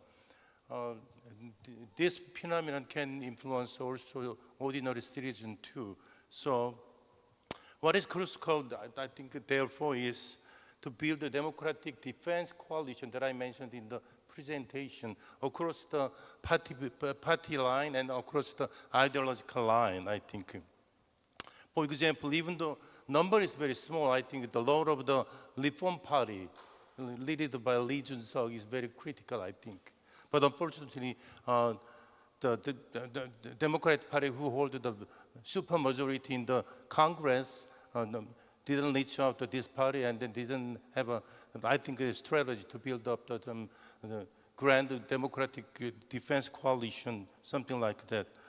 Also, I think, as I mentioned, the role of the and strategic choice of the ruling party, which is hold overwhelming majority seat, is very important too. So, in the institutional restraint, for example, in this very contested politics and polarized politics, is very important for the future of the democratic resilience in Korea. Here's my short answer to your question. Thank you very much. And Professor Tung, you have two questions from floor and general comments. All right. Oh, thank you very much for the question. So first, that question about the social media or the regulation on the disinformation. What's that? The Philippines? Oh, Oh, no. Oh, is this for? Okay. Anyway, so then that's her question. So, well, I think Taiwan, in a sense, regarding that, is a special case where both parties, I have to say, given this international constraints or this very special international status Taiwan has, so democracy is part of Taiwan's national identity. So, in other words, I wouldn't say necessarily if you have a chance to interview every politician in Taiwan and testing their beliefs or values in democracy, I wouldn't say they would pass that with flying colors. Not necessarily so. But because of this very special international dynamics that Taiwan has, and therefore everyone has to say, I'm for democracy. And well, in a sense, because that's the main reason why Taiwan is different from China, right? China being characterized as a dictatorship, even though we can argue about that. But the thing is, at least in terms of the political institutions, is, well, I mean, for political scientists, that's a very clear distinction. So that's why, I mean, this kind of, as you said, a long-term commitment to democracy or democratic institutions, I would say, a very important part of that comes from this international reason that Taiwan has to stick to that in order to claim its own national uniqueness and its identity. So that's, I guess, maybe the best answer to that. And because, as I said, if you do have a chance to do that, then you will find that, well, not necessarily everyone, or especially a politician, is strongly identify him or herself with democratic values. So that's probably the kind of the response I have for that question. And for Stefan's question, you know, I think I want to take issue with you on that. You know, it's not, I guess it's not always. We don't always have. I don't always have that opportunity to argue against you, especially in this context. Even though that's not a big disagreement. Well, somehow I feel like this belief in. Well, you mentioned that you think democracy as an institution design supposedly should make people's horizon longer because you have a next electoral cycle, right, to depend on for your own case. But the thing is, I found maybe that belief is kind of endogenous to political competition because well, I mean, maybe not just in the Taiwanese case, but in this particular case, I guess you find that people just are not patient enough. So the political competition, especially or polarization, might make people less patient. And therefore, by design, supposedly you should. Well, maybe I was thinking about when I made this presentation. I was thinking about, well, maybe the question is how to realign people's time horizon with electoral cycles. And of course, for Taiwan, well, just as my response to her question, well, in Taiwan, this institutional framework, as you also mentioned, seems to be pretty stable in Taiwan because everyone has to identify with that to show their support, his or her support for democracy, and therefore can make this distinction between China and Taiwan. But at the same time, those political issues, they're real. They have, I mean, in Taiwan, I mean, these political issues and disagreements are real. And people simply don't have, I didn't have the time to elaborate on that point, but this issue about how to deal with the China threat. And some would take this very realist perspective that we should, for example, invest more in national defense and buying more weapons from the US or other countries to enhance Taiwan's military capacity. That's as a way to balance China's threat, right? That's very, or deterring. That's a very realistic logic. But there are also people who think, oh, no, I mean, that's not the way to go. We should do business with China, right? That's a very typical liberal approach to that, right? We should, have dialogues, commercial exchanges, creating, this, friendships and goodwill across the Taiwan Strait. That's the way to go. And these are two diametrically opposed approaches. And those are real debates, and they affect, for example, when it comes to that issue I mentioned, raising the national defense budget to 5%. Well, a lot of people in Taiwan, they're against that. Which it might sound a little bit counterintuitive. Why is that the case? But it's because these people are liberals. They believe investing more in national defense is not going to deter China, right? Because China is like 10 times or 100 times bigger than Taiwan's, right? So why is doing that? And therefore, all these issues are real. And therefore, you also mentioned this, that's kind of one of the points I was trying to make. This electoral results have been viewed as an existential threat. For those people on the losing side, they feel like, well, basically I'm done because the other party is going to be in power and they're going to make policies that are going to irritate China, and then China is coming over, tomorrow, for example. And on the other side, they also think that if you take a much more conciliatory approach to China, that's like invite China to invade, right? So I mean, in other words, these are real debates and arguments, right? And therefore, even though, of course, as you said, I mean, if you lose this time, you can wait for 4 or 5 years, and then you can come back again, maybe. But the thing is, they don't have that long enough time horizon to wait for that, and therefore they would do something more extreme, or allow politicians or their representatives to do something more extreme in order to solve that issue more substantively. Yes. So that's the kind of, Madam Chair, just 10 seconds. Okay. I don't think we disagree. That was exactly my point. Democracy is supposed to provide that long-term perspective. But when polarization goes up and becomes to extreme levels, then it becomes an existential issue, right? And it can revolve around China, as in your case, or Hindu nationalism, as here, and we can go down the list. The issues can be different, but polarization becomes extreme, then that the long time horizon that the repeated elections is supposed to provide collapses. And so that was my point. So we agree completely. Well, that's great. That's great. I think we need another round So of discussion. final words. So this seemingly resilience of democratic system in Taiwan could be out of this international concern and not necessarily about this kind of domestic political dynamics. Thank you. And in South Korea, it's more complex. We have North Korea. I think it's a very interesting debate to compare the impact of China over Taiwan democracy and North Korea over the South Korean democracy, and also alliance relationship with the USA. Then we need another round of discussion. So let's move to Philippines. Francisco. I think the question has to deal with the regulation of social media, and the Philippines doesn't have a strong regulatory framework with regards to social media. I think that's also in other countries, but there are efforts to promote transparency in the use of campaign political and electoral finance, because a lot of the funding right now is going to support social media strategies. Of course, a great problem is also vote buying in the country. With regards to inequality, there is a large inequality in the country. The Philippines is close to becoming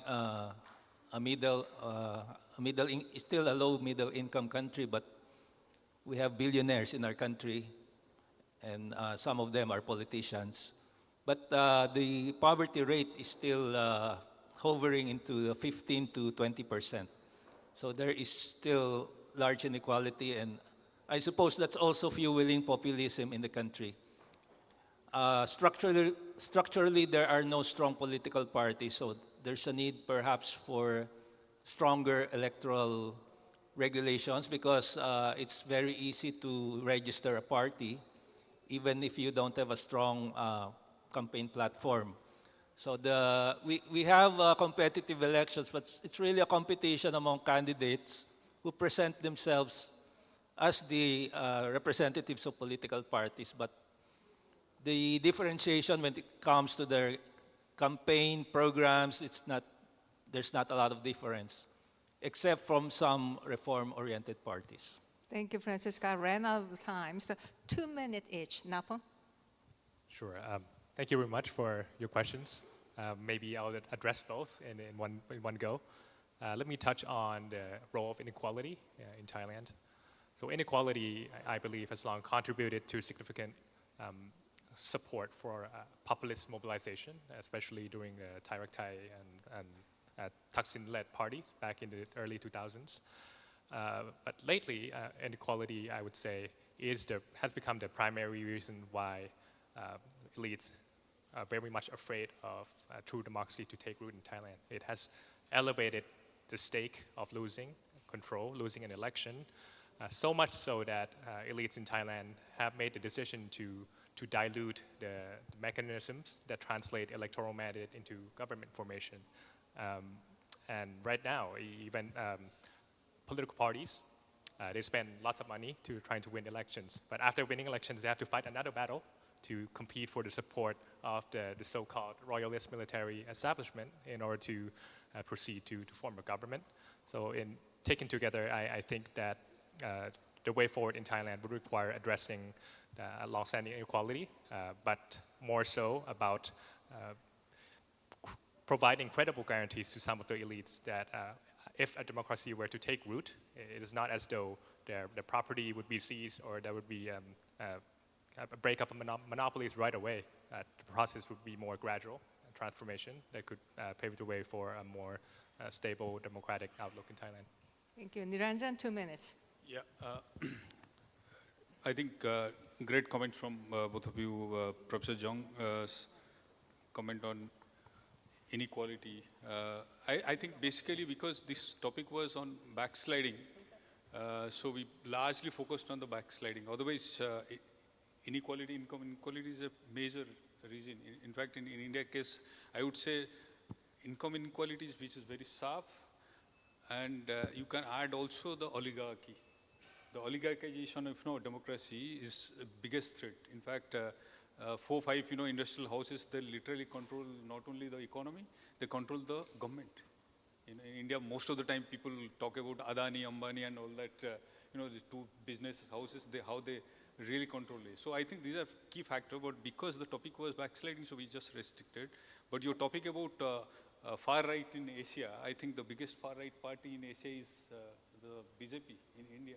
It's a far right party, Hindu nationalist party, which came basically to kick out the elites, kick out the family dynasty, the Gandhi dynasty, the Congress dynasty. So in a sense, they represent the far of kind of a party with similar kind of ideology, ethnic based, driving out the immigrants, the Bangladeshi immigrants and all that. So outside or inside or all that debate is happening all the time. So we have, but I think with what Professor Stephen said, I would agree that autocratization has taken a very solid ground in India, and it's not that easy to throw out.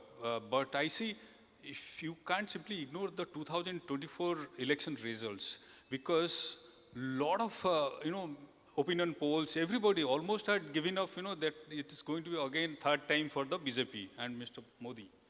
It didn't happen. In fact, the BJP was claiming that they will get 400 seats. 400 par, they used to tell in Hindi. That didn't happen. They couldn't even cross simple majority. With all the state resources, they had the largest political finance, they had all access to. They denied even political funding to the main opposition. They suspended their account in the middle of elections. They arrested two, serving chief ministers of the ruling, opposition parties. Aam Aadmi Party, Kejriwal, and another party from Jharkhand, they were arrested in the middle of elections. So the government did everything to deny opposition any political, sort of opportunity to come back. But with all the shortcoming, everything, they put up a staged campaign, and the civil society resilience also backed the opposition parties. And they came back with a huge surprise. So I'm saying the resilience is very much there. The final thing is, the most important resilience is that when I said about fading of Mr. Modi, his charisma, and the weakening of the polarizations is actually gives a big chance for India's democracy. Because see, the sharpening of polarization, especially the social and religious polarization which the BJP played by mobilizing all the Hindus, because Hindu religion is a caste-based, hierarchical system in which what happens, you have upper caste, you have the lower caste, there is a lot of division, and a lot of political parties have been formed based on those. That used to give a lot of regional party, identity-based party, a lot of, political mileage. So BJP, by polarizing, saying that, we want to create a Hindu nation, so they tried to, weaken that sort of, division within the Hindu society. So for 10 years it worked. It didn't work this time. Because ultimately income inequality, unemployment, many things came off. And opposition put up a spirited campaign that this government is finishing democracy, ruining all the institutions, and it is making a dictatorship. All that actually worked. So I'm saying weakening of polarizations, and then this idea of, charisma, centralization by Mr. Modi, that itself is going to create actually opening for other, because centralization, even during Indira Gandhi's period, when she suspended the democracy in 1975, that was the most centralized government. And that actually led to Congress, weakening and split. So this is what actually one can probably anticipate is going to happen in BJP after Modi. And that is actually a good thing for democracy. Okay, thank you, Niranjan. I think we have to come to an end because the next session starts from 3 p.m., so I have to let the audience go to other sessions. So, however, we should thank the excellent 5 panelists and the 2 eminent discussants. So thank you very much. Thank you.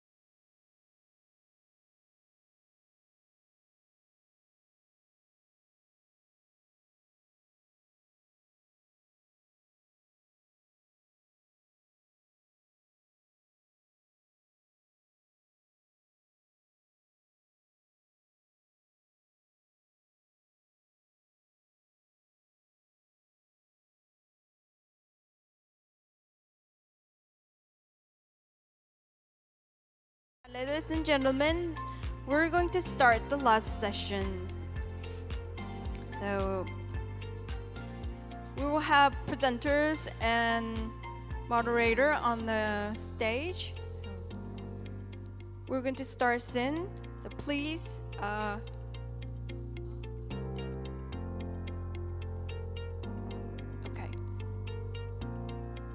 okay, so who? No, name of Junyoung Park? Junyoung Park. Yeah, yeah, there it is.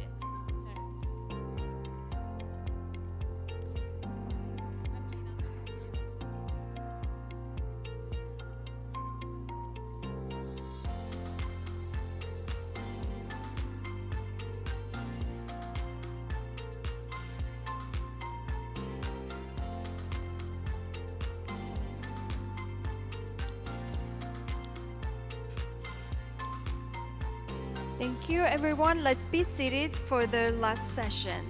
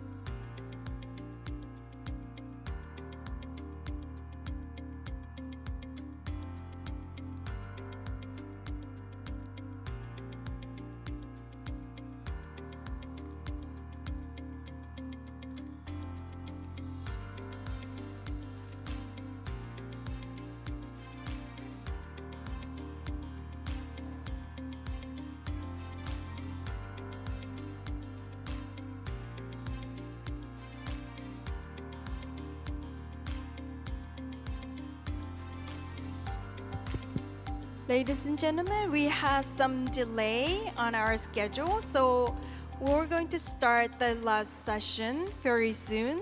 So please be seated, and we're going to start in 30 seconds. So I'll give the mic to our moderator.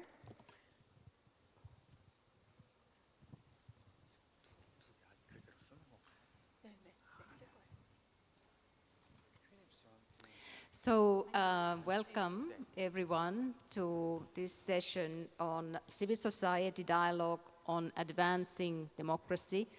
And maybe I should put an emphasis really on advancing democracy.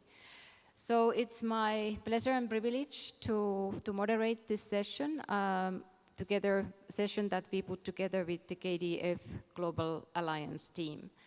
My name is Liina Rikkilä-Tamang. I'm a regional director at International IDEA, Institute for Democracy and Electoral Assistance, and its Asia and the Pacific program. And I'm self-based in Canberra, in Australia, and as you may detect from my accent, I was born and raised in Finland, in Northern Europe. So This morning and the post-lunch session, we talked about the state of democracy at the global level. We discussed the cases, how democracy is doing at the national level, but mainly from the point of view of government's actions, what is happening with the institutions, what are the results that the elections are producing. And now we are really turning our attention to civil society, to citizens. What is it that citizens really want from people and citizens want from democracy? And what are the tools that the citizens have at their disposal, and how that energy has been channeled? I think we established this morning the rather dim, gloomy state of democracy in Asia and the Pacific. We discussed about democratic backsliding, how the autocrats are becoming even more autocratic. But at the same time, it is equally true that over the last 5 or a little bit over some years, we have seen some quite impressive social collective action in Asia Pacific region. We have seen the protests, we have seen the uprisings, as well as incredible show of progressives at the polling results, as we saw in Thailand. We have seen the protest movements from Taiwan to Bangladesh to Indonesia, Philippines, and of course now Sri Lanka, and now latest in Nepal and in the Philippines. So, but I think the question still remains, what is the success of these social revolutions, and how sustainable it is? And so in this session we will discuss Mongolia, we will discuss and look at the case of Nepal, we'll be discussing Indonesia, and also then, importantly, the question of artificial intelligence, the AI and democracy to civil society, and from the point of view of civil society. So we'll, as previously, we have now 4 speakers. They will each have 10 minutes or so to present. And then we have 2 discussions who will be providing their reflections and some of them, if they have some questions to the speakers. And while listening, please do think of whatever questions you may have for our presenters. So we'll start with the presentation on Indonesia, with Yong Yong Park from the Asian Center of National University, who will be discussing in his title, the 17+8 reform movement, referring, of course, to the Tuntutan Rakyat, the demands from the people by the political slogan and protest platform as formulated by the activists during the nationwide protests in Indonesia in August, this last August. So where are we at with those demands, and how the movement is doing? So, and he will be speaking in Korean, so please do use your devices to listen in case you prefer to listen in English. Thank you, and over to you. 네, 감사합니다. 안녕하십니까. 저는 서울대학교 아시아연구소의 박준영입니다. 저는 오늘 지난 8월 말부터 시작된 인도네시아의 개혁운동에 대해서 발표하도록 하겠습니다. 네, 발표 시간이 길지 않기 때문에 제가 좀 빠르게 소개하도록 하겠습니다. 먼저 이 인도네시아의 개혁 운동을 소개하기 위해서는 이 개혁 운동이 현재 인도네시아의 정권과 또 이 국회, 그러니까 현재 제도 정치권에 대한 불만에서부터 비롯된 것이기 때문에 지금 정부에 대해서 간략하게 소개할 필요가 있습니다. 지금 현재 인도네시아 대통령은 프라보wo 대통령인데요. 이 프라보wo 대통령의 가장 중요한 그 개인적인 배경은 이 군부 출신이라는 점입니다. 그래서 이 군부 출신 대통령이 되고 나서 좀 이 기대와 우려가 교차했는데요. 사실 우려가 더 많이 컸습니다. 그러니까 인도네시아의 민주주의를 고민하는 입장에서는 우려가 훨씬 더 큰 상황이었습니다. 그러니까 2000년도에 이제 인도네시아가 제도적 민주화를 이룬 이후에 이제 안정적이고 평화적인 정권 교체가 이루어지면서 인도네시아의 민주주의는 어느 정도 공고화되었다 이렇게 평가를 받고 있었는데 군부 출신 대통령이 다시 대통령이 되면서 다시 예전으로 되돌아가는 거 아니냐 이런 이제 우려가 있었던 것입니다. 그렇지만 동시에 군부가 정권을 잡는 데 있어서 무력을 사용하지 않고 민주주의란 제도의 틀 안에서 정권 교체가 된 것은 다시 생각하면 인도네시아의 민주주의의 공고함을 또 방증하는 것 아니냐 이런 또 기대도 동시에 존재했습니다. 그렇지만 이제 작년 10월에 프라보wo 정부가 출범하고 현재까지 약 1년 정도의 기간은 이 기대와 우려 중에서 이 우려가 보다 현실화된 그런 측면이 있습니다. 그러니까 대표적인 사안으로는 첫 번째는 올해 초에 이제 군법 개정이 있었었는데 이 법을 개정함으로써 그 군인과 군인 출신이 이 정부의 그 직책에 진출하는 것을 용이하게 하는 방향으로 이 군법이 개정이 되면서 많은 시민사회가 반발을 했습니다. 그리고 이 노동법 개정 논란도 있었는데 이 노동법 개정 논란은 사실 이번 정부에서 이 개정이 시도가 됐던 것은 아닙니다. 그렇지만 이 노동법 개정 논란이 지속되면서 이 노동계와 현재 정부가 계속해서 긴장 관계에 있는 그런 상황이고 또 결정적으로는 인도네시아의 독립기념일인 8월 17일에 현재 정부는 좀 이 애국주의적인 국가주의적인 실천을 시민들에게 좀 강요하는 측면이 있었었고 청년 세대 위주로는 그런 강요된 실천을 거부하는 거부를 하는 그런 실천이 있었습니다.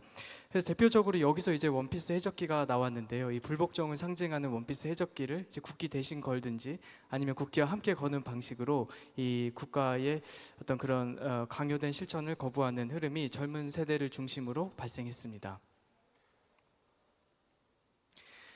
네, 그래서 이처럼 이 프라보wo 정부에 대한 이 불만이 이제 점점 커지고 또 현대 인도네시아에서 좀 만성적인 경제적인 어려움이 있는 상황에서 이번 시위가 커지는데 이제 결정적인 좀 트리거 역할을 한 것은 이 국회의원들의 주택 수당을 지급한다는 것이 보도가 되면서였습니다. 근데 사실 여기는 좀 오해가 있습니다. 사실 저는 그 개인적으로 생각할 때 이게 있는 그대로 알려졌으면 이렇게 시위가 커졌을까 하는 이제 궁금증도 있는데 근데 억울해할 일은 아니라고 생각합니다. 왜냐하면 기존의 정치권에 대한 불만과 불신이 계속 누적되어 있었던 문제고 이건 단순히 그 트리거 역할만 한 것이기 때문에 네, 뭐 지금 제도 정치권에서 이걸 억울해할 문제는 아니라고 생각을 하는데요. 근데 이 주택 수당은 뭐 그 복잡한 내용이 있지만 간단하게 설명을 하자면 그 인도네시아에서 가장 임금이 높은 지역은 자카르타 그 수도권 지역인데 거기에 이제 평균 임금의 약 10배에 해당하는 금액을 국회의원들에게 주택 수당으로 지급한다는 사실이 알려지면서 많은 시민들이 분노를 했고 거리로 나오기 시작했습니다. 그래서 이 시위가 점점 확산되는 상황에서 이 오토바이 기사인 아판 쿠르니아완이 경찰 진압 장갑차에 치여서 사실은 깔려서 사망을 했습니다. 이런 사건이 발생을 했고 이게 이제 그 영상으로 녹화가 돼서 이 소셜 미디어를 통해서 확산되면서 많은 시민들이 이 죽음에 공감하고 분노하면서 시위가 점점 커지기 시작했습니다. 기본적으로 이 시위는 정치권에 대한 불만에서 시작됐다는 점에서 처음에는 좀 폭력적인 양상으로 흘러가기도 했습니다. 그래서 그런 내용들 위주로 보도가 되기도 했습니다. 근데 이런 점에 대해서 사실 이 시위를 이끌어가는 집행부에서는 좀 의심의 목소리가 나오기도 했습니다. 예를 들면 이 시위를 하는데 계속해서 좀 폭력을 조장하는 어떤 그룹이 있는 것 같다라든지 뭐 방화 사건 같은 것도 있었는데 분란 지점이 좀 의심스럽다라든지 그런 의심이 있었는데 사실 어느 것이 사실인지는 정확하게 알기는 어렵지만 분명한 것은 이 시위에서 폭력적인 모습이 강조될수록 경찰과 군의 강경 진압이 예상이 되는 그런 상황이었습니다. 그래서 저는 이런 상황에서 인도네시아 이 시위를 이끄는 집행부가 굉장히 놀라운 지도력을 발휘했다고 평가를 하고 있는데요. 이런 상황에서 시위를 이틀간 중단을 하고 그 기간 동안 빠르게 이 시위를 평화 시위로 전환을 시킵니다. 이 평화 시위로 전환하는 과정에서 가장 중요한 역할을 한 것이 이 아까 사회자께서도 소개해 주신 17+8 개혁안입니다. 인도네시아어로는 뚠뚜딴 라kyat이라고 해서 민중들의 요구라고 번역할 수 있겠는데요. 그래서 이 시위에 참여한 이 각계각층의 그 민중들의 요구를 이것을 그 당시 발표한 시점에서 일주일 안에 실현해야 되는 단기 요구사항 17가지와 또 1년 이내에 실행해야 되는 장기 요구사항 8가지를 합쳐서 17+8 개혁안을 요구를 하면서 이것이 이 분노와 불만을 표출하는 시위에서 이 제도적인 개혁을 요구하는 평화 집회로 전환이 되게 됐습니다. 네, 그래서 이 17+8 개혁안을 구체적으로 살펴보면 이렇게 번역을 할 수 있는데요. 이 많은 내용을 간단하게 요약하면 이 화면에 요약한 것과 같습니다. 그래서 집회 시위 과정에서 진상규명하고 또 후속 조치를 할 것, 그리고 국회의원의 과도한 특권을 폐지하고 정치개혁을 해야 된다는 내용, 그리고 예산을 계획하고 집행하는 과정의 투명성을 강화해야 되고 또 군의 정치 개입을 약화하고 방지해야 된다. 그리고 노동개혁에 대한 내용이 굉장히 구체적으로 들어가 있습니다. 그래서 이런 것을 통해서 이번 시위에서 이 노동계가 굉장히 주도적인 역할을 했다는 것을 또 확인할 수 있는 대목이기도 합니다.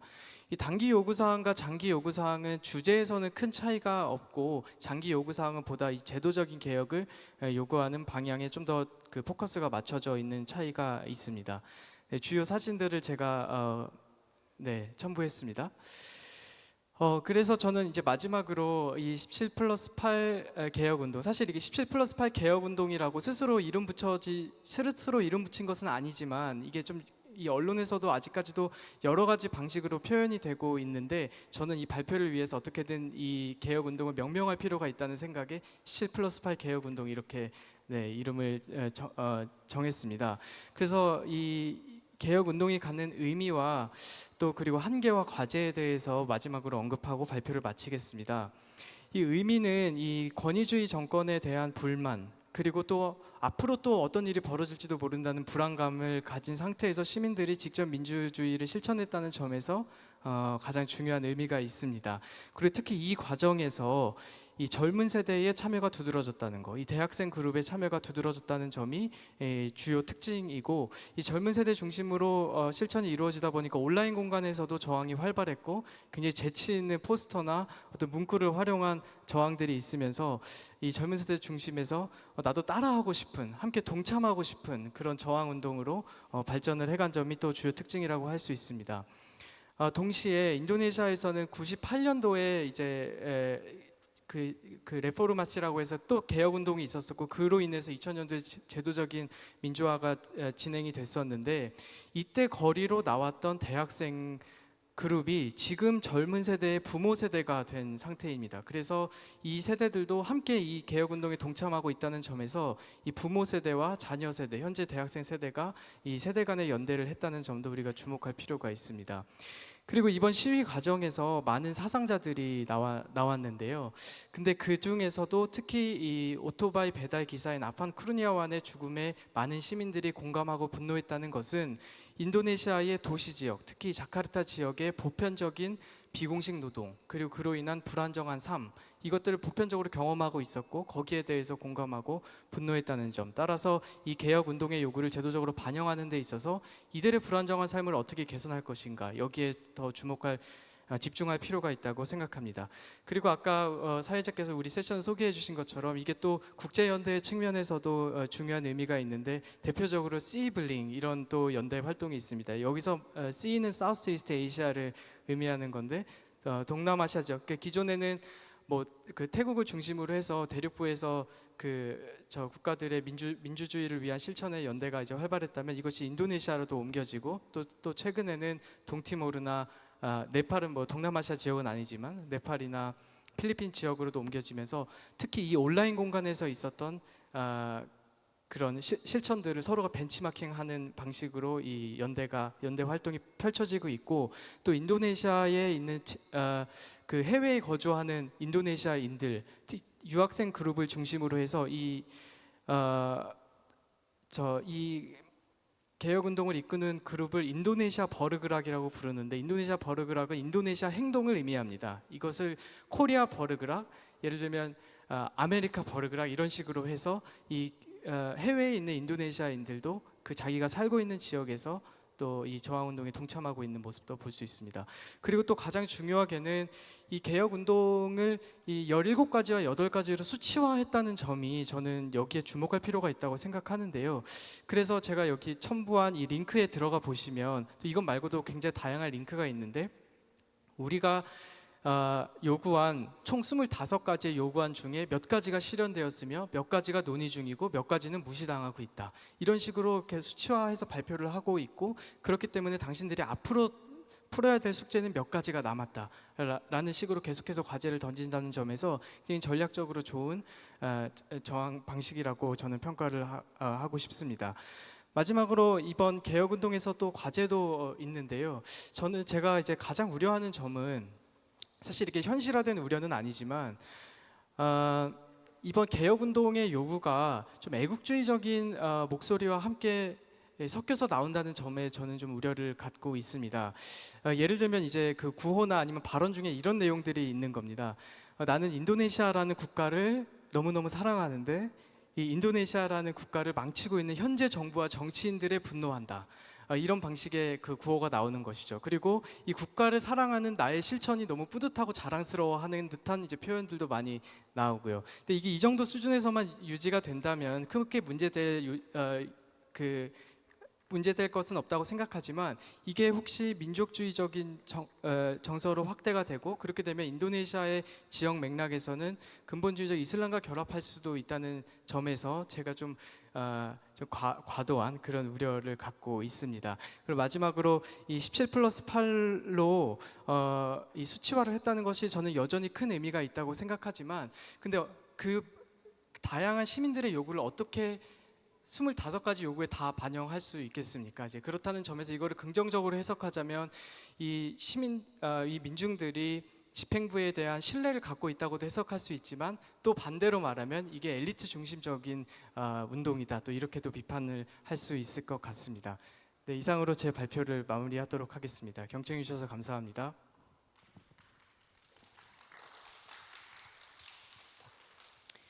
Thank you so much for that really fascinating overview. And I think you are quite right about this. While there is this trigger events like the rise of the parliamentary housing allowances, these movements really are reflections of a long time simmering discontent, be it similarly in Nepal, the ban on social media, or in Bangladesh, the issue of the quotas that was seen as a triggering these movements. But when you look at it more carefully, these are reflections of really long time simmering discontents, and perhaps particularly on when it comes to economic redistribution issues, economic inequality, cost of living issues, the issues that we discussed in the morning, how democracies need to deliver for citizens. So we changed a little bit gears here and to look at the issue of AI and democracy to civil society, and from the point of view of civil society. Artificial intelligence, certainly something we have been attaching both high hopes and great fears over the recent years. So, and I know that James Gomez, who is the director of the Asia Center based in Bangkok, he and his organization has been investigating this matter now for quite some years. So over to you, James. Thank you very much. I will speak from the regional perspective so that I can connect to all the stories that are being said. I think very interesting comment on Indonesia. I was there on the day. So the next morning, when I walked out into the street, what I saw was a lot of damage to public property. Just from outside my hotel, 5 bus stations were burned to the ground, 3 MRT stations were stoned and also severely damaged. The evening before, all the applications, Gojek, Grab, they were all disabled because the gig workers were mobilizing using the apps. So which is very different from my experience here coming to Seoul or even Taiwan, because every time I come, I happen to stay near City Hall, right? Always there's a protest or some things, but still there's no damage to public property in a manner that one. So I think that's something I think we can aspire to also. Responsible freedom, and not damaging public property, like we have seen in Bangladesh or Nepal. So I'll just zoom out now and talk about civil society. So what's the value of civil society? I think civil society's value is to act as an oversight mechanism and to ensure democracy functions. But I think we also need to understand, especially here in Asia, civil society in many sense were also artificially built. They relied very much on funding from abroad, with the Trump administration, cutting USAID funding and other forms of funding, and also Europe, many organizations bringing down their funding. It has had a severe impact on the nature of civil society, including actions by China, in the last few years where they cannot engage with NGOs and civil society organizations, and also India. So I think what we are going to see is a market correction of the number of CSOs that will actually operate. And I think we will be left, perhaps, in my view, a more stronger and resilient form of civil society. I don't think we can save everyone with the few dollars that we have, but I think we should sort of sit and allow market correction to take place. I think the nature of employment in civil society has also been artificial. I think it is also been spoiled by international money, so that you do not have civil society activists. You have civil society workers looking for benefits, for more salary, more days off, who will not pick up your phone after 5, even though democracy and politics is 24/7. So I think I also see a market correction in the type of people who are coming into NGOs and civil society. I think we see a lot more people who are more passionate and more sort of activists in origin, who don't mind receiving a fair wage, but not really after perks and benefits as such as we saw in the years before. So with that, I think it's important that in order to support the evolution of civil society, that we also look into the use of AI. So that's where, Asia Center, which is based in Bangkok, is set up as a civil society research institute. I'm a political scientist by training. I don't champion academic freedom as such, but I champion freedom from academia, because especially in Southeast Asia, being in a university itself is censorship through bureaucracy and political interference. So I do not promote academic freedom. Instead, I promote freedom from academia. So Asia Center is set up as an independent, self-funded civil society research institute, and we focus on democracy and human rights. So why AI and how is it relevant for civil society? In the discussions that we have been participating in the last couple of years, you will only see public sector, the government, and private sector tech companies. You will not see civil society in the room. Both of them come together and they talk about how much technology must be transferred for SMEs. there's no discussion about the transfer of knowledge to CSOs. So unlike the internet and social media, which was used by civil society to promote democracy, such as Arab Spring or in Indonesia, Reformasi and all of that, you see civil society is not benefiting and using AI to make an impact or lead the front in democracy. In fact, there is also a very, very poor understanding of AI's relevance and the role of civil society. So here, if you can look at the infographic, this was not created by ChatGPT. I tried, it wasn't very good, so I sent it back to the office. It was then done manually.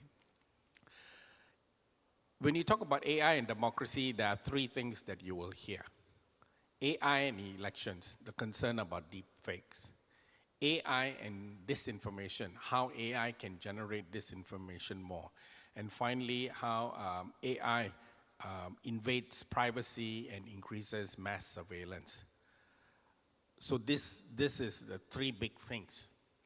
But while these issues are important, for us at the Asia Center, it is not the core, right?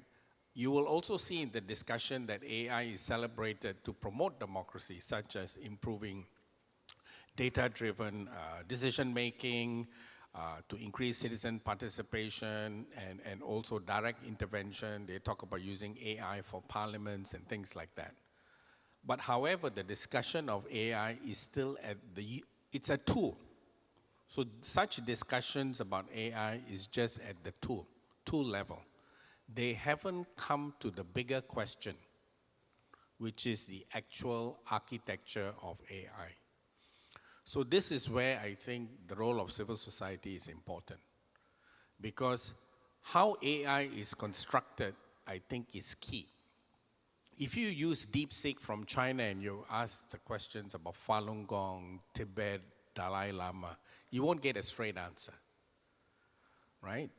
Similarly, if you use ChatGPT and ask questions about Singapore, it will give you a polite refusal to say that, they cannot. If you ask ChatGPT to do a politically sensitive infographic, it will refuse to do it, right? Depending on the country you are and what you ask for. Because the AI construction has many, many guardrails. So if your government has money and can influence the AI companies, they can provide the guardrails. So that's why you will find many authoritarian countries are very, very interested to invest in AI companies so they can influence and set up the guardrails. Now, I think this is where civil society can play its functional role as an oversight. But however, at this stage, civil society is not able to do that. It's not able to do that because civil society is not AI ready. And this is what our investigation has revealed. So this month, Asia Center has established AI Hub on democracy and human rights in Bangkok. You all are invited to come and visit if you are coming to Bangkok. And we want to do three things. We want to take research on AI in order to investigate where AI might violate human rights and democracy. This is something governments and tech companies are not willing and wanting to do. So that's the first thing. Secondly, we want to run a series of trainings on introducing knowledge, just basic knowledge about AI to civil society, as well as to introduce tools for CSOs to use. For example, if you are familiar with AI, Notebook LM, for example, this can assist, civil society organizations to use less human beings, but also be efficient in terms of how to pull together information, data, and they can, if they have a historical data base of reports and so on, how these can be put into a database and specially crafted for them to withdraw. Last but not least, we also want to be part of the larger global movement. There's a meeting in Copenhagen that will take place next month organized by the Danish government. It's part of the Asia-Europe meeting. It's about movement building around AI and human rights, and one of the agenda is to try to promote the presence of an AI and human rights UN special rapporteur, right? So this advocacy. So these are the three things I think is important generally for civil society. So in short, and to sum up, I think civil society is evolving. I think there is going to be a market correction. I think we will see lesser groups, lesser people, but I think we will see more robust institutions. I think we will also see institutions with a new form of people who are a little bit more passionately driven, as well as opposed to NGO workers. And I think in order to be efficient, I think CSOs will need to have support in AI transformation. And this is something where, we need to look into. And I think the resources for it has to come from the region ourselves, so that we can be our own stakeholders. So I'll stop here and pass the time back to you. Thank you very much, James, and thank you for that invitation to your hub in Bangkok. I liked the division you make. I find it very useful to look at the AI as a tool for good and for bad, and on the other hand, and then really look at the architecture, who decides questions, and how the AI or the potential of violating democracy and human rights, and how do we need to be part of CSOs, civil society, citizens need to be part of those discussions about that architecture. We'll move on to Nepal, which has been a lot in the headlines these days. But our presentation will look at particularly the question of federalism and federalization as a prospect and one prospect and avenue for further democratization. Nepal is one of those few countries in the world what we call kind of holding together federalism. Nepal, India, Spain, maybe Ethiopia, instead of kind of the older model of coming together, like Australia, Switzerland, USA, who decided it's better to come together, whereas the others decided in order to stay together, we may have to federalize. And as we know, these provisions are now of federalization are now part of the new constitution, which is 10 years, 10th anniversary of Nepal's constitution only last week, right a few days after the protest movements. And as we know, some of the protesters would like to see federalism strengthen, others would like to remove it altogether. So very keen to hear your take on this. We have Dr. Jong-ho Park from the Center for International Area Studies from Hankuk University of Foreign Studies. And he will also speak in Korean, and so please do use your devices if you want to listen in English. Over to you.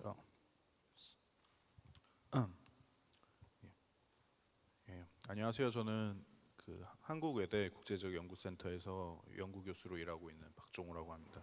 오늘 이제 네팔에 대한 발표를 할 텐데, 원래는 이제 그 모더레이터 분께서 소개해 준 대로 이제 네팔의 연방제와 민주화 가능성에 대한 관계를 발표를 하려고 그랬는데, 이제 과정에서 좀 변화가 있어서 그냥 현재 진행되고 있는 상황, 그 다음에 민주화 가능성에 대한 이제 그러한 이제 가능성과 이제 사회 구조와의 연관성, 그래서 민주화 과정 그 자체에만 이제 좀 초점을 맞추기로 이제 결정을 해서 오늘은 그 부분에 대해서만 이제 또 설명을 드리겠습니다. 저희가 시간 그것도 있기 때문에. 네, 그래서 한편으로는 제가 개인적으로는 사실은 페더럴리즘을 전공했기 때문에 사실은 그 부분을 얘기하지 못하는 게 아쉽기도 하지만 그냥 여러분들이 좀 더 일반적으로 또 스트레이트포워드하게 받아들일 수 있는 이제 주제만으로 그냥 구성을 하기로 최종적으로 결정을 했습니다. 그래서 여러분들께서는 이제 알고 계시겠지만 이제 최근 이제 네팔의 시위가 일어나면서 이제 최초 이제 발단은 이제 네팔 정부에서 SNS를 이제 차단하겠다. 그것이 이제 계기가 돼서 청년층이 이제 들고 일어선 것이 계기가 되었고요. 청년층의 이제 시위에서 청년층이 이제 그 정부에 이제 바라고 있는 바는 이제 반부패, 그다음에 이제 반부패, 그다음에 정치인들의 이제 더 나은 responsiveness, 청년 문제를 좀 더 이제 관심 있게 이제 다룰 것, 이제 이런 것들을 이제 요구해서 그 반부패 시위로 이제 폭발하고 현재까지도 진행 중입니다. 그래서 이제 사망자가 다수 발생했고 이제 현재는 이제 정부가 SNS 금지 조치는 처리를 했지만 그리고 이제 내각이 총사퇴하고 지금은 이제 과도 정부가 이제 들어서 있는 상태입니다. 예, 그래서 최근 며칠 전에 로이터 보도에 따르면 이제 경찰이 이제 폭력적인 시위를 진압하는 과정에서 경찰이 이제 총을 쐈고 많은 사람들이 죽었다라는 것이 이제 사실로 받아들여지고 있습니다. 이것이 이제 시위의 이제 규모를 한층 더 키웠다고 볼 수가 있는데요. 우선 한 가지 이제 확실하게 하고 넘어가야 될 점은 이것이 과연 민주화 시위라고 이제 우리가 부를 수가 있을까? 네팔 청년 시위라고 이제 부를 수도 있고, 청년들의 시위라고도 부를 수 있고, 아직 제 생각에는 아직 용어 정리가 제대로 되어 있지 않은데 일반적으로 우리가 이것을 민주화 시위라고 받아들인다면 무엇을 위한 어떤 민주화냐를 이제 분명하게 하고 넘어갈 필요가 있습니다. 왜냐하면 이제 데이터 분류상 네팔은 이제 독재 국가나 권위주의 국가로 분류되지 않기 때문에 이제 우리가 이제 권위주의에서 민주주의의 이행으로 받아들이기보다는 이제 민주주의의 퀄리티 자체를 더 나은 민주주의를 위한 운동이라고 바라볼 수가 있어서 사실은 더 나은 민주주의를 위한 민주화 운동이라고 부를 수도 있을 것 같습니다. 하지만 이제 이게 현재 진행형이고 앞으로 어떻게 될지가 모르기 때문에 이제 내년에 있을 이제 총선, 그 다음에 이제 이 시위에 대한 이제 진상조사, 이것들이 이제 벌어진 이후에 이것을 민주화 운동이라고 결론 지을 수 있을지 아닐지 추후에 이제 이것이 결정될 거라고 생각을 합니다. 근데 저는 이제 이 운동을 이해하기 앞서서 이제 네팔의 사회 구조, 경제 구조를 이제 이해해야 될 필요가 있다고 느낍니다. 왜냐하면 네팔은 이제 옛날부터 그 청년 일자리가 많지 않았고, 그다음에 청년들이 이제 해외에 나가서 이제 돈을 벌어갖고 그 돈을 이제 본국에 다시 송금하는 그 송금 중심의 경제 구조로 이렇게 잘 알려져 있습니다. 그래서 어떤 연구를 보면 네팔 GDP의 총 한 3분의 1 정도, 30%에서 33%까지 이제 해외에서 이제 보내오는 송금이 국가 경제의 한 3분의 1은 책임진다. 이런 연구도 있을 지경입니다. 그래서 정부가 SNS를 차단하려고 했고 이것이 청년층의 분노를 촉발했다고 하는 데는 사실 이견이 없습니다. 모든 사람들이 이미 알고 있고, 근데 그 이면에는 이제 그 이면에 이제 존재하는 현상으로 이제 송금 경제를 이제 이해해야 된다는 것이 제 주장입니다. 많은 네팔인들이 이제 해외 근로자와 온라인 플랫폼을 통해서 서로 소통하는 경우가 굉장히 많을 텐데, 왜냐하면 청년 인구의 상당수가 해외에 나가서 일을 하고 있으니까. 그래서 이 상황에서 SNS 차단은 그냥 통신 통제뿐만이 아니라 해외와 이제 국내 사이에 있는 커뮤니케이션을 약화시키기로 했다는 이제 분석이 일부 이제 뉴스 보도에서 이제 나오고 있습니다.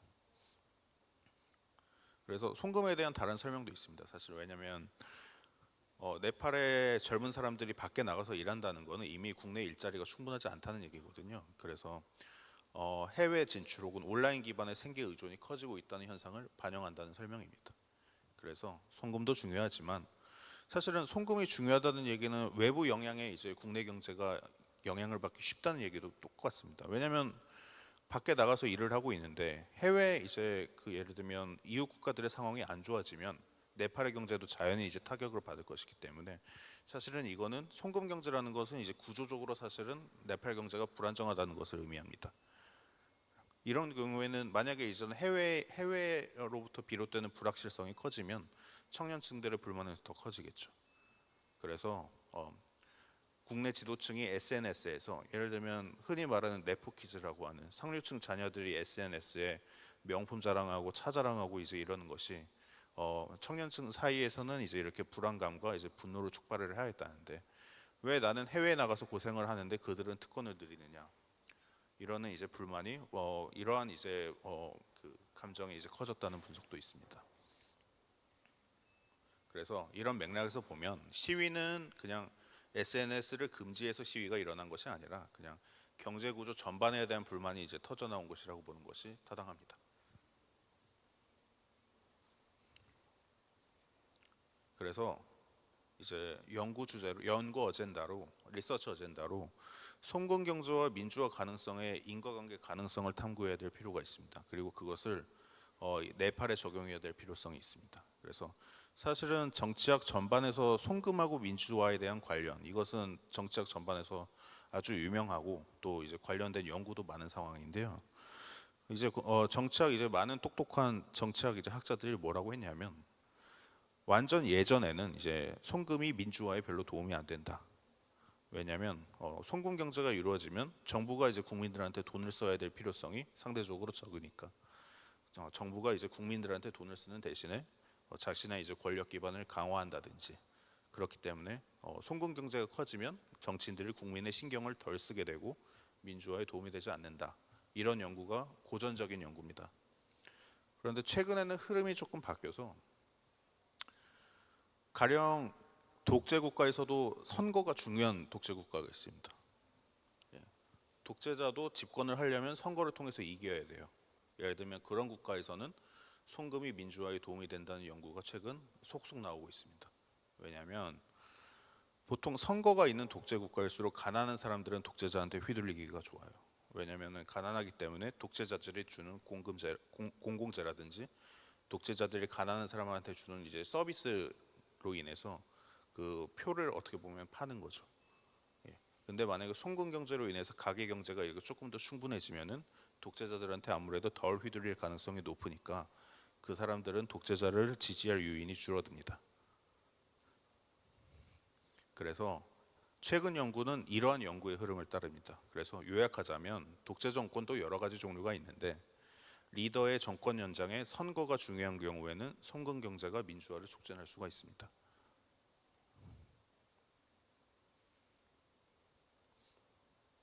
그래서 송금은 뭐 가게에 이제 뭐 그 가정이나 개인의 생계를 안정하는 데 도움이 되고 그리고 이렇게 생계가 안정이 되면 반정권 시위라든지 political participation을 촉진할 수 있다는 것이 오늘날 주류로 받아들여지고 있습니다. 그래서 최근에는 이런 케이스 스터디 아프리카나 중동 사례를 통해서 이 주장이 그래도 데이터로 좀 확인되는 부분도 있는데요. 그래서 네팔에 적용을 해보자면 그 송금 의존이 예를 들면 기존 정당이나 기존 엘리트에게 송금으로 인해서 들어오는 돈이 기존 엘리트에게 돌아간다면 민주화 가능성이 그다지 크지가 않습니다. 그런데 이제 송금으로 통해서 이제 들어오는 돈이 이제 시민사회라든지 NGO라든지 청년 그룹한테서 그 안에서 돌고 있다면 민주화 가능성이 좀 높다고 볼 수가 있습니다. 그래서 어느 효과가 더 클지는 이제 예를 들면 파티 오르가니제이션이나 로컬 텍세이션이나 아니면은 정치인들이 실제로 표를 어느 정도로 사는지 뭐 디아스포라가 어떻게 구성되어 있는지 이런저런 것들을 이제 많이 봐야 되는데 그럼에도 불구하고 가장 핵심 변수는 결국 송금으로 인해서 번 돈이 어디로 흘러가느냐 이게 제일 중요하다고 볼 수가 있습니다. 그래서 네팔의 그 데이터를 보면 송금이 어디로 흘러가느냐 1순위는 결국 생계입니다. 생계 소비 70% 이상이 결국 식료품을 사고 월세를 내고 이제 그런 데 쓰이고 있다고 합니다. 그래서 생계나 교육이나 아니면은 하우싱이나 이런 데 돈을 쓰고 사실은 이게 어디로 이제 다시 재투자로 이어지는 그 가능성은 사실은 별로가 없어요. 거의 다 그냥 가게 안에서 소비가 됩니다. 시간이 없어서 조금 빠르게 마무리하겠습니다. 그래서 중요한 점은 왜냐하면 이게 민주화 가능성으로 연결이 되려면 가처분 소득이 시민사회로 흘러간다든가 아니면 이게 사실 생산적인데 재투자로 이어져야 되는데 송금의 대부분이 사실은 가게 안에서만 돌고 있고 단순히 이제 소비 차원에서 이제 끝나기 때문에 사실은 민주화 동력으로 크게 이루어진다고 보기는 사실 조금 어렵습니다. 그래서 다시 한번 말씀드리자면 송금의 효과가 정치적 조직화로 이어지려면 잉여자원, 저축이나 투자가 선행되어야 됩니다. 근데 대부분은 이제 단순 소비로 끝나거나 아니면 빚을 갚는 데 쓰거나 이러기 때문에 그 정치 조직을 이제 강화하는 데 쓰이는 이제 정치적인 투자 이거로 이어지는 가능성이 낮습니다. 그래서 송금액이 소비나 부채 상황 중심이면 뭐 가계 안정에는 도움이 되겠지만 민주화 촉진 효과가 약해진다. 반대로 송금이 흘러가는 구조를 시민단체 후원이나 생산 투자나 뭐 저축으로 이어지거나 그러면 민주화로 이어지는 채널이 강해질 수가 있다. 이렇게 볼 수가 있습니다. 그래서 뭐 추후 연구 과제로 이렇게 언급을 해보자면 과연 진짜로 송금 경제가 이제 활발히 이루어지고 송금 경제가 좀 제도화되고 안정적인 단계에 머무른 지역은 실제로 더 나은 정치 참여로 이어지는가? 이것은 테스트 가능한 가설이라고 볼 수가 있겠죠. 예. 그래서 또 비슷한 걸로 한 가지. 송금을 하는데 이제 소요가 되는 비용이 하락한다면 다행히 이제 그러면 이제 저축이나 투자 비중이 늘어날 수가 있습니다. 이 경우 정치적 잉여, political surpluses 이게 더 나은 정치 참여로 이어질 수 있을까? 이것도 추후 연구 과제로 설정할 수가 있습니다. 예, 그래서 일단 이 점을 이제 강조하고 제 발표는 여기까지 하겠습니다.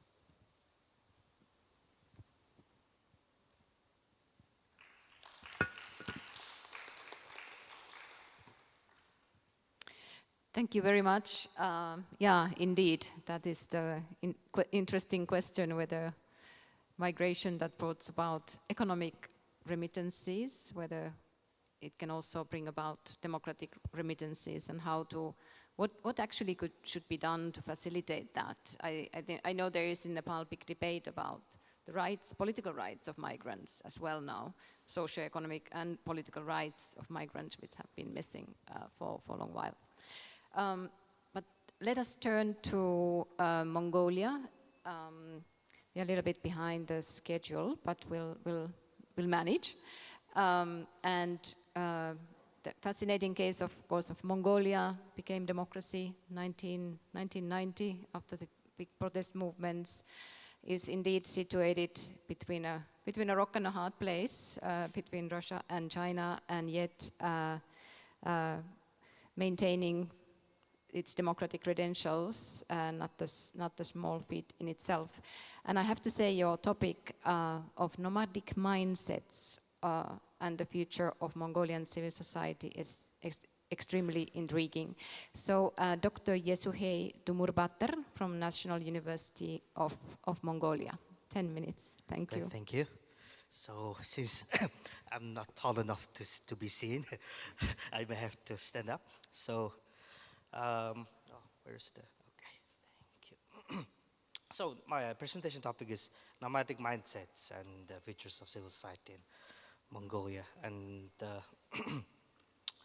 so yeah, as discussed, we discussed it before, and we were the oasis of democracy in the region because of the two big autocracies between those, and we remain democratic.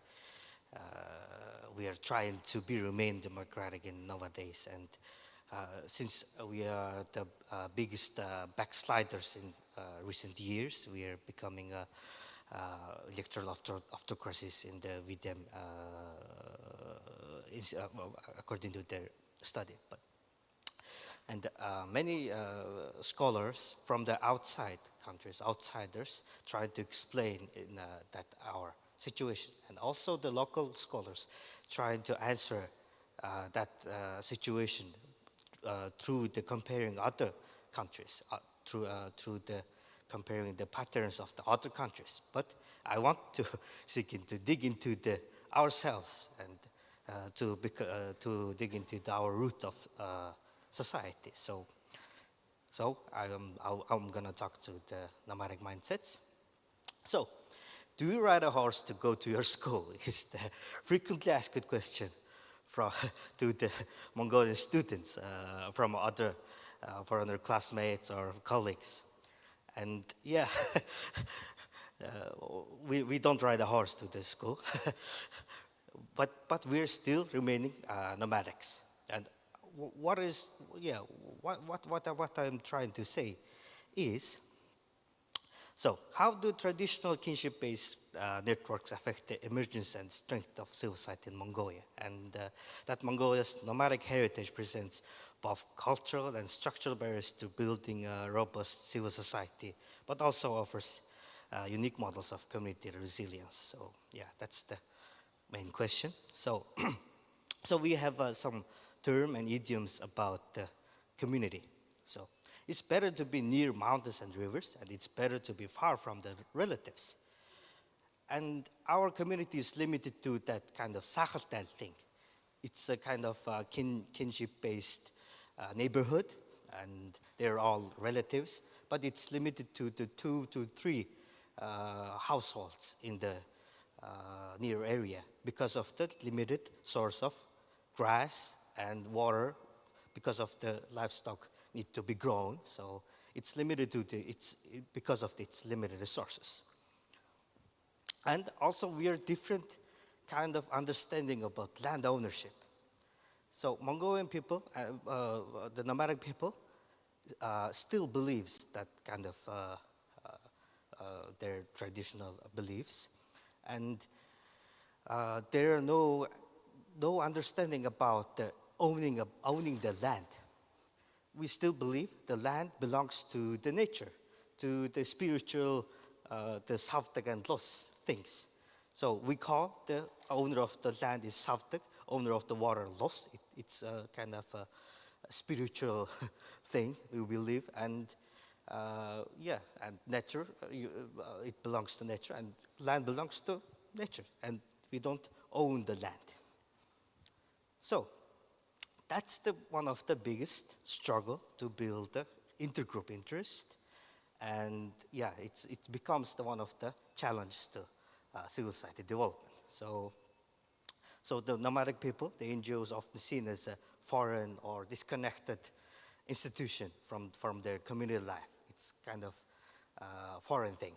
So, and low participation in the formal associations, and we have lots of huge mobilities to us. So, and for Mongolians, we have also had the choice and possibility for solving the issues without state, without civil society, because of their vast non-owned land. So moving away from the issues is the first and main solution for the Mongolians. So so there is a thing, there is our main option to solve the problem. It's called Oturluk. So we move away from our living area temporarily if we face some issue. So the Mongolian people move around the Mongolian, that wasteland, through hundreds of kilometers with their whole family, with their whole livestock, and it's not a big problem for them, for us. So there's a few examples of that Oturluk solution. So 2 years ago, there is a big weather challenge. We call it Zot. It's a very harsh winter we went through, and some of the provinces lost their 60% of the livestock from their households. So, and how they're solving their problem? So they moved to the Ulaanbaatar city or nearest urban area to get work and to get some money and buy some more livestock and go back to the living area. So their first and only solution to tackle that obstacle is just leaving the location and solve by their own self. So second one is, have you been in Ulaanbaatar before? Ulaanbaatar is a very high traffic jam we have, and it's the one of the biggest problem in Ulaanbaatar. And it becomes the biggest problem during the school years, during the school time. And also we have a lack of school in Ulaanbaatar. It's limited, it surpassed the limit of the capacity of the school. So the parents cannot register their children to the school which belong to their living area. And they have to figure it out. So they register in maybe the forest school which they can register and which they have a slots, yeah? And they carry the children through the one side of the Ulaanbaatar, other side of the Ulaanbaatar. So that's one of the biggest reason of the traffic jam. And they don't protest, they don't uprise to solve that issue, but they adapted, they always adapted and solving their issue by themselves. So in Korea, there's a lot of Mongolian legal and illegal workers in here. Around in official as according to the official statistic, we have around 50 million people in Korea, and if we sum up the other illegal workers, it may surprise us.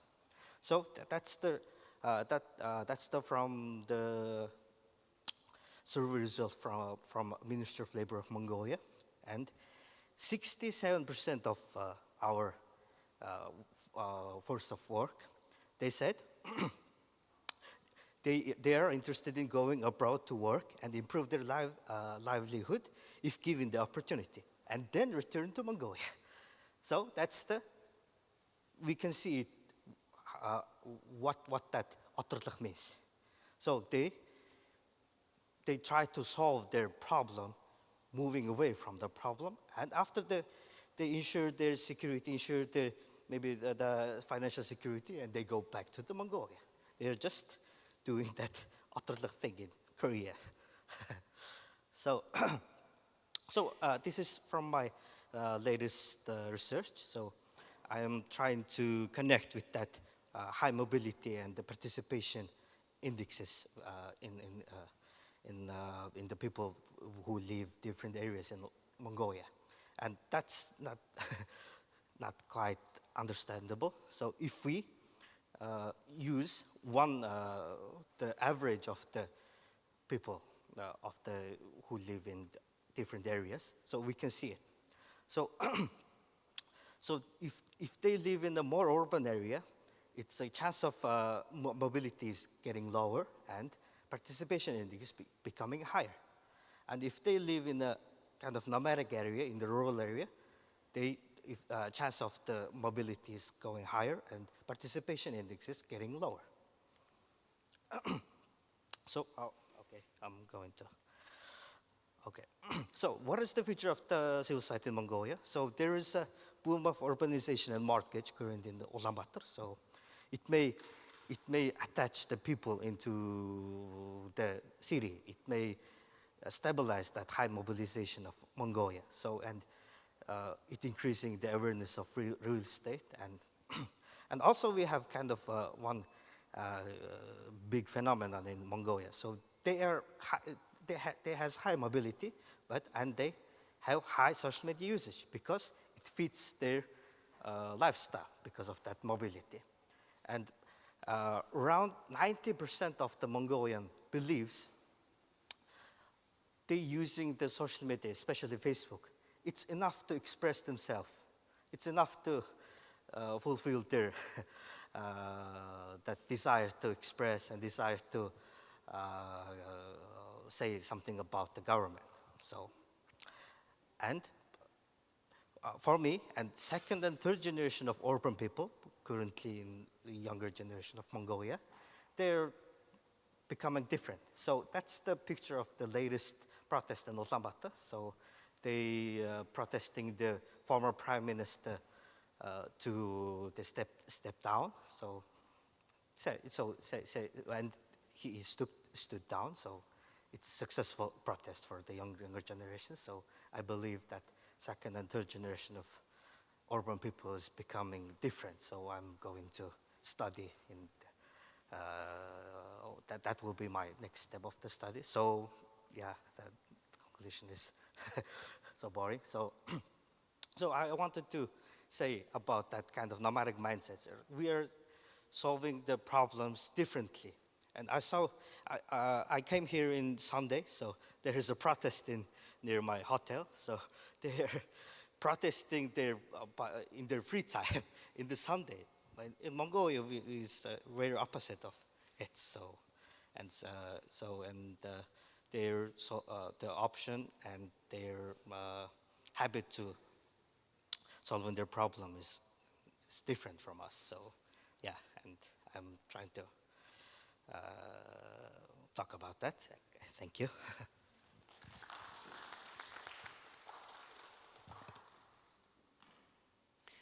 Thank you so much. That's most fascinating to try to get your head around this nomadic mindsets and solving your problems through being mobile, being ready to pick up your tent and go, and then the implications to the future of democracy and civil society is to be discussed.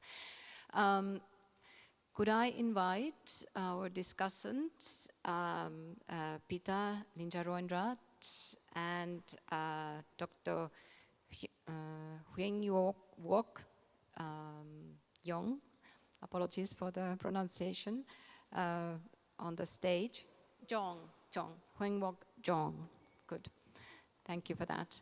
And well, we covered a lot of ground from indeed from the ancient traditions to the of civil society organizing to the use of AI in the future, how the future may look like for much of Asian civil society. We looked at Nepal, Indonesia, and I think they are combined the themes of high mobility, migration, implications of the migrations to back home. And I think at the bottom of it, perhaps, the question that we touched upon in the morning already, the need for democracies to really to deliver. I think those protests, both in Indonesia and in Nepal, were much about really demanding more from their governments. These are democratically elected leaders that they protested against, really demanding a different type of policies that would be more economically more just. And both of those are, of course, ongoing, and future is a bit uncertain. But if I could invite sort of 5 minutes of reflections from both of you, and hopefully we'll have a time for 1-2 questions. So if you have questions, think about them now, and I'll call you to introduce them. So should we start with Peter? Thank you. Sure. So I think I'm going to give a different perspective from, a politician perspective on NGO. As a lawmaker, I think there's pros and cons of NGOs that are facing right now, which applies to, the content that was talked about just now. So in short is ABC of NGO. The role of NGO in A is to advocate. A lot of environmental rights, environmental justice, land rights, indigenous rights, women's rights, minority rights, comes from this civil society that focus on a particular issue. And they advocate to me as a lawmaker that, these are the things that the civil society wants to improve. Therefore, as part of a lawmaker, this kind of law is something that I want you to amend. B is that they become a bridge. They become a bridge with the minorities up north in rural parts of the country, and they try to connect them to the parliament so that change can happen inside. And C is the continuity, because politicians like me come and go. Maybe we get banned or we discontinue our duty, but because there's somebody who focuses on human rights, on labor rights, on environmental rights, there's a continuation. Like, you don't have to start from the beginning. However, NGOs are also facing ABC as well, which is, A is accountability. A lot of times these civil society are asked about their accountability because they're appointed. They're not elected. You know, they come and they try to push different agendas. So autocrats sometimes use that to, you know, damage or to downgrade the civil society within a country. B is bias of donors. So regardless of the content that they provide, and that they see if it comes from, you know, ABC, you know, if it comes from an American or European donor, right away the NGO is just being taken as, you know, interference of domestic politics. And the last one is compliance, because now the government is making, all around the world, in America and in Thailand, Indonesia, they make it very hard in terms of accounting, in terms of auditing, in terms of how you set up in the region. You know, that's, those are the things that becomes a hurdle or the barrier to entry for NGOs. So there you go, ABC of NGOs. Thank you very much. I think we'll go directly to your reflections, and he will speak in Korean. Is that? Yeah. Okay. I'll do it for you. I'll do my speech in Korean because here is Korea. 올해 그 전 세계적으로 정치적 플럭추에이션이 많았습니다. 이제 그 이유를 여러 가지 그 서양식 소셜 사이언티픽 패러다임으로 이제 분석하고 접근하는 방법도 있는데, 또 한편으로는 이제 저 같은 경우에는 또 동양 철학, 이스트 에이시안 필로소피를 연구하는 과정에서 그 체인지라고 하죠, 역학이라는 분석들로 보니까 올해가 이제 불기운 파이어가 굉장히 심해요. 그래가지고 전 세계적으로 좌우의 극단적인 충돌과 체제 전복이 많이 일어나는 그런 혁명의 기운으로 충만하다는 것을 알 수 있었습니다. 근데 이게 단지 올해만 그러는 게 아니라 앞으로 20년간 2045년까지 여러분들은 롤러코스터를 탈 거예요. 그래서 전혀 경험해지 보지 못했던 그런 세상을 매년 놀라움 속으로 보면서 살 겁니다. 지금 현재 여러분들이 보는 그 트럼프 정부의 이상한 행동도 놀라운데 그 이상의 과정을 여러분들이 볼 것입니다. 자, 그런데 이런 과정에서 전 세계 민주주의가 중대한 도전을 받을 수밖에 없습니다. 왜냐하면 기본적으로 정치, 경제, 사회 시스템이 플럭추에이션이 심하기 때문에 그 위에 있는 민주주의는 굉장히 프레자일할 수밖에 없다.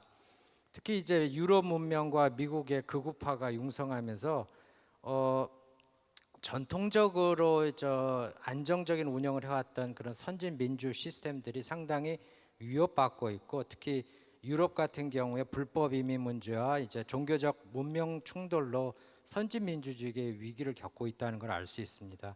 이제 미국 역시 이제 미국 자본주의의 근본적인 이제 한계 상황의 위기로 인해서 트럼프식의 이제 권위주의가 등장함에 따라서 현재 이 정치학자들이 조심스럽게 얘기하는 게 미국이 이게 선진 민주주의 국가인가, 이 다른 여타 개발도상국처럼 low intensity democratic state나 아니면은 partial democratic state 단계로 떨어진 게 아니냐라는 우려를 낳고 있습니다. 그 대표적인 게 엊그제 있었던 일인데요. 해외에 있던 전 미국의 그 군 장성들을 수백 명을 일시에 집합시켜서 국가 충성 교육을 시키는 그런 형태를 보여주는데, 이게 우려할 만한 게 1935년 독일의 히틀러 극우파 정부가 독일 국방군 장성들을 소집해서 극우 전체주의, 파시스트 이념을 주입 교육시킨 그런 장면과 굉장히 드라마틱하게 동일하다는 것입니다. 이게 독일의 극우 정권과 그 유럽 전쟁의 시초를 일으키는 불씨를 낳았던 겁니다. 따라서 이러한 점을 굉장히 그 민주주의 위기로 볼 수 있다 하는 것입니다. 자, 이럴 때 대안이 무엇인가 했을 때 저는 민주시민 교육의 제도화가 모든 국가에 필요하다, 특히 개발도상국에 필요하다는 것입니다. 그래서 첫 번째, 단기적으로는 국가기관에 대한 교육의 선제와 정착이 필요한데, 한국의 경우 1987년에 민주화가 이루어진 이래 겉으로는 자유민주주의 시스템이 잘 굴러가는 것처럼 보였는데, 지난 작년 윤석열 전 대통령 정부의 그 불법 계엄 사태, 친위 쿠데타라고도 번역하는데 이를 통해서 한국의 민주주의가 얼마나 허약했는지를 적나라하게 보여줬습니다. 지난 전 대통령의 윤 대통령은 평소에 자유민주주의를 수백 번 강조했는데 그가 이해하고 있는 자유민주주의는 그냥 자유시장주의만을 얘기한 것이지 실질적인 정치 사회의 다원주의성, 다양성, 인권 등을 풍부하게 인정하는 그런 민주주의가 아니었다는 것이고 현재 한국의 보수적인 우파나 극우파들 역시 윤 대통령과 같은 맥락으로 자유민주주의를 이해하고 있다는 것입니다. 자, 원래 그 대통령 선거나 총선, 지방선거 등의 루틴한 지속성이 있었고 국회 정치가 한국에서 활발하고 또 자유 언론도 굉장히 활발하게 돼 있어서 민주주의가 그런 대로 작동한다고 봤는데 사실은 가장 중요한 걸 우리는 놓치고 있다. 이걸 놓치고 있는 건 우리나라뿐만 아니라 한국뿐만 아니라 대다수의 아시아 국가들도 마찬가지입니다. 그게 뭐냐면은 가장 시민주의에 위협적인 단체, 기관이 군부, 정보기관, 검찰, 경찰, 법무부, 그 외 국가 안보와 관련된 각종 국가기관들, 심지어는 밀리셔로 대표되는 이제 반무장 단체 기관들입니다. 문제는 이런 단체들이 휴화산처럼 잠재져 있어요. 민주주의 시스템이 작동하는 가운데. 그러다가 느닷없이 이런 극우적인 문화가 국가의 위기 상황에서 폭발하게 된다는 것입니다. 한국에서는 이런 보수파, 극우파 연합 정권이 방치내듯 조장하고 있었던 단체들이 기독교 근본주의와 연계된 극우 단체들, 종교 극우 유튜버 세력들이 이들 세력 확장에 한몫을 하고 있었다는 겁니다. 자, 그러면 어떤 솔루션이 필요하냐? 아까 말씀드린 대로 이미 서양에서는 민주시민 교육이 제도화되어 있고 법제화되어 있지만은 우리나라와 같은 개발도상국에서 민주시민 교육이 제대로 법제화되고 제도화되어 있지가 않습니다. 지난 2003, 4년도에 진보적이었던 노무현 정부에서 시작하려고 했다가 이 제도를 운영하려고 하는 주체 기관들끼리 싸우다가 흐지부지 되고 말았어요. 그거를 제가 국무총리실에 있으면서 실무 작업을 했기 때문에 그 현장을 제가 바로 목격하고 있었기 때문에 뼈저리게 느끼고 있습니다. 자, 그래서 일단은 군부, 특히 육군사관학교, 예를 들면은 작년 같은 경우 육군사관학교에서 헌법, 민주적인 헌법 수업 과목이 한 과목 있었는데 폐지를 시켜버렸어요. 근데 이러한 것들이 모든 아까 제가 말씀드렸던 보수적인 국가기관에서 자행되고 있었고 또 이 기관에서 일하고 있는 대다수의 극우파 인사들이 자유민주주의 헌법 체제와 민주주의 본질에 대한 이해력이 상당히 떨어지고 있다는 것입니다.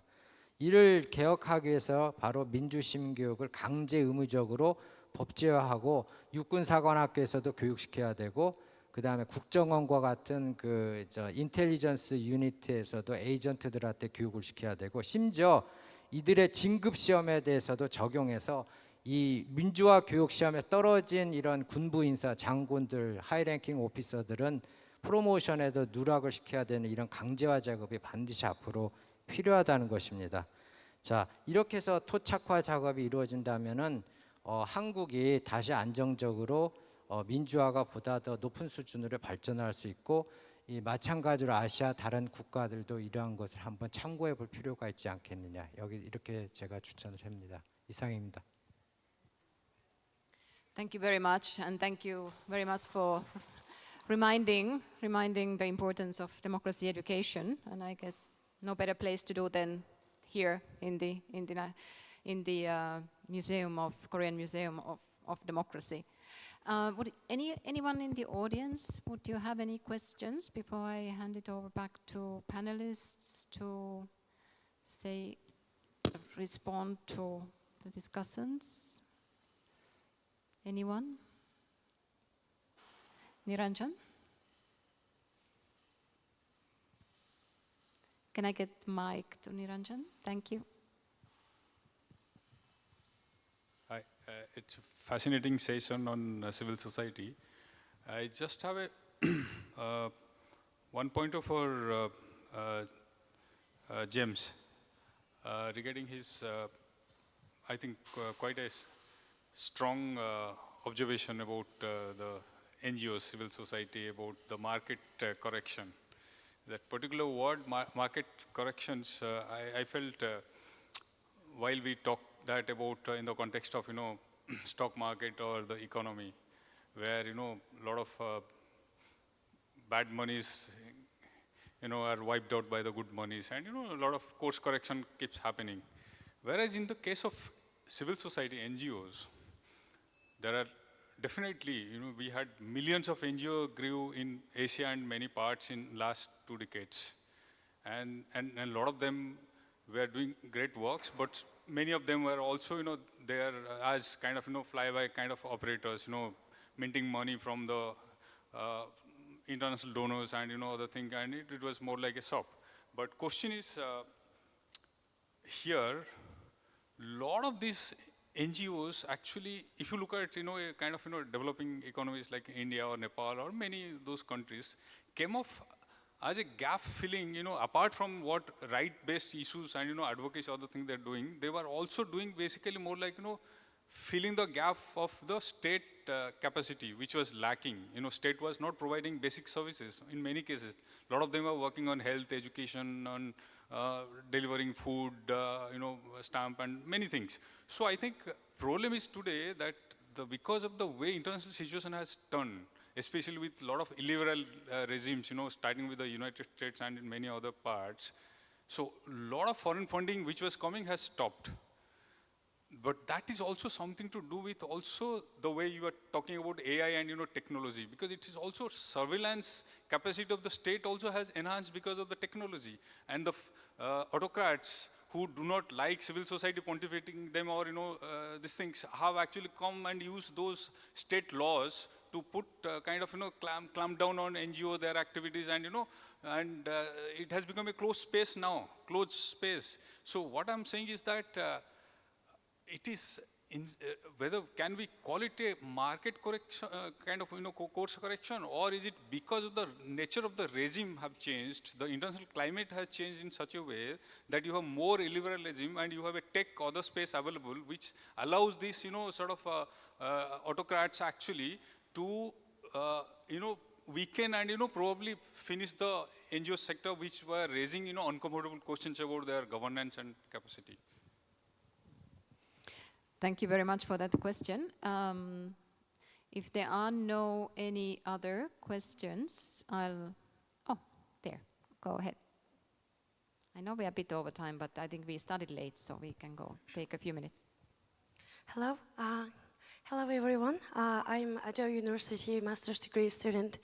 My name is Nomin. I'm also from Mongolia, and I'm really enjoyed Mr. Yusuke's presentation. Thank you so much.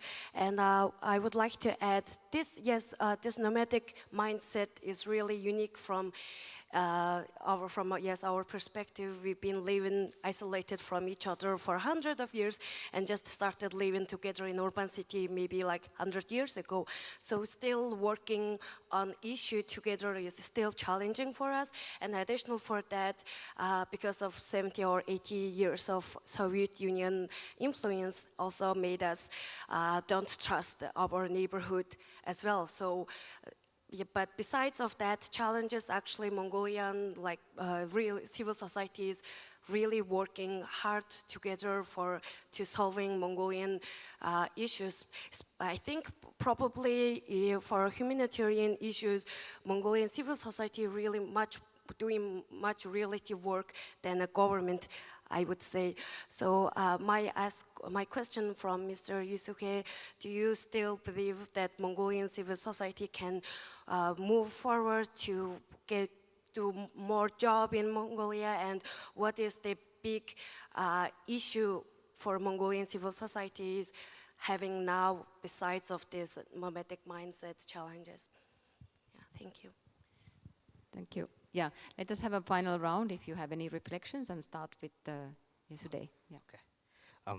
Thank you for the question. So, yeah, we have some experienced and good NGOs back in Mongolia, and our civil society and society is back of some kind of volunteer, some kind of philanthropic people, few people in the Mongolia. but the whole society is still nomadic. So my belief, in my belief, that second and third generation urban people, the young people, is becoming more active, becoming less mobile and become more active. And I want to, I believe that trend. So I want to study that if that trend shows up or not. So I believe in that situation. So thank you. Thank you very much.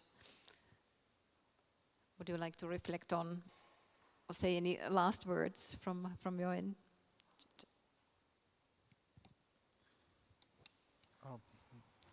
Yes, because after hearing from other presentations, that I just realized that because my presentation is a little bit focused on the institutional stuff, like macro level analysis, but I was a little bit surprised that the rest of other presentation is closer to the micro level interactions between the civil societies and the institutions, which presumably I overlooked this point. So maybe in the future, I maybe needs to consider how the NGOs or civil society interacts with the institutional elements and how it gives an impact to the institutional changes. So maybe I need to think about this in the future research agenda. Yeah, thank you. And I think it is an interesting question: how much of the remittances in the future, how much that will be fueled, or how much that can fund also and mobilize the CSOs and the movements in the countries. As you mentioned, today they mainly go to the household usage, which is only natural, but that to support really democratization, those remittances would need to go more wider. But thank you for that reflection. For you. 네, 저도 토론과 질문에서는 제 발표에 대한 내용이 다뤄지진 않았지만 아까 그 사회자와 우리 미스터 제임스 고메스께서 언급해주신 내용에 대해서 간단하게 답변을 드리도록 하겠습니다. 네, 저 사회자께서 말씀해주신 대로 그 트리거 문제에 저도 전적으로 동의합니다. 이제 그렇기 때문에 이 개혁운동의 배경에는 구조적으로 역사적으로 이 누적되어 온 문제들이 저는 그 원인에 있다고 생각하는 점에서도 동의하고요.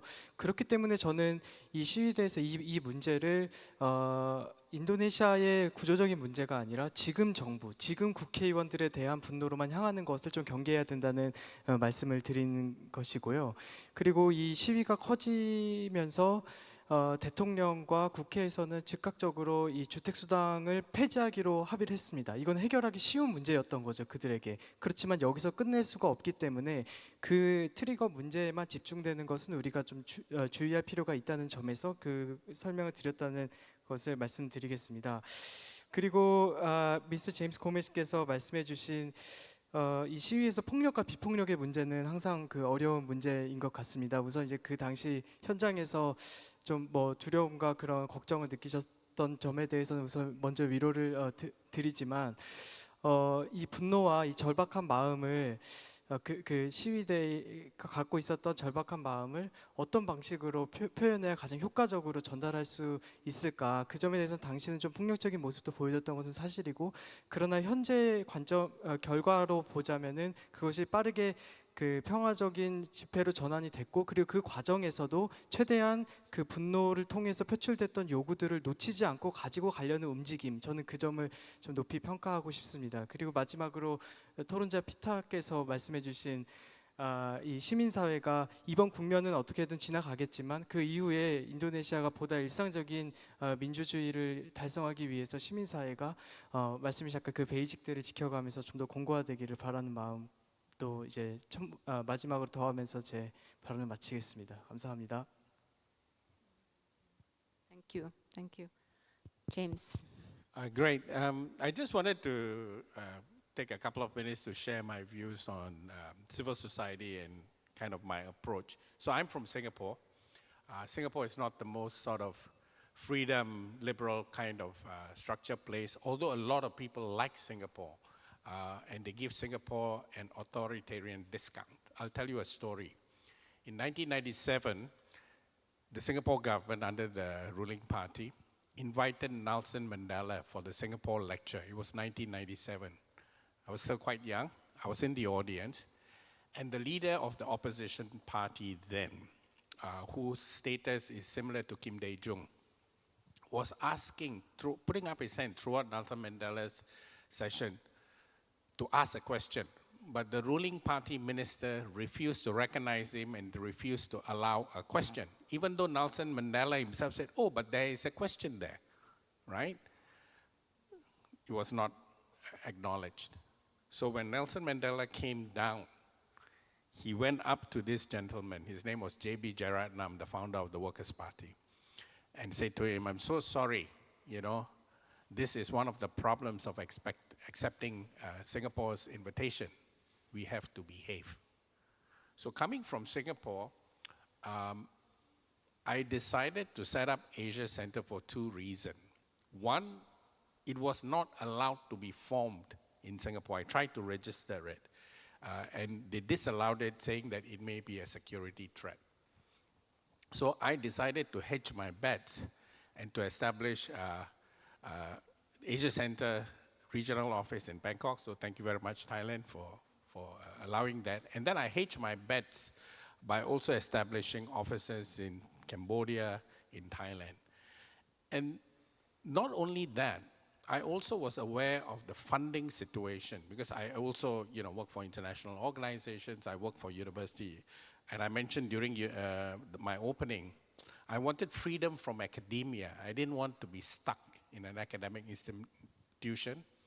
And I also didn't want to be a beggar to take money from international organizations. So over the last 10 years, I invested personal money of USD 1 million in order to establish the offices. So all the offices of Asia Center around the region is owned by Asia Center. It's only the operational money or project money that we either self-raise as a grant application or as a service agreement. Because I think the story that I wanted to share is, for us to work in the midst of this market correction of NGOs, we must kick off the beggar culture. We must be able to stand on our own feet. I think we must be able to invest our own money and to have dignity in order to do our civil society work. And I think that's what I'm trying to do with Asia Center, and that's why I think the market correction will benefit social entrepreneurs, social activists who are interested to take the opportunity to kind of reset the civil society landscape. It requires a different kind of budgeting. It requires a different type of mindset, people with passion, and not NGO workers. So I leave that as a food for thought. Thank you, James. Yeah, I hear you. I think accepting, not accepting donor funding, it's very cultural.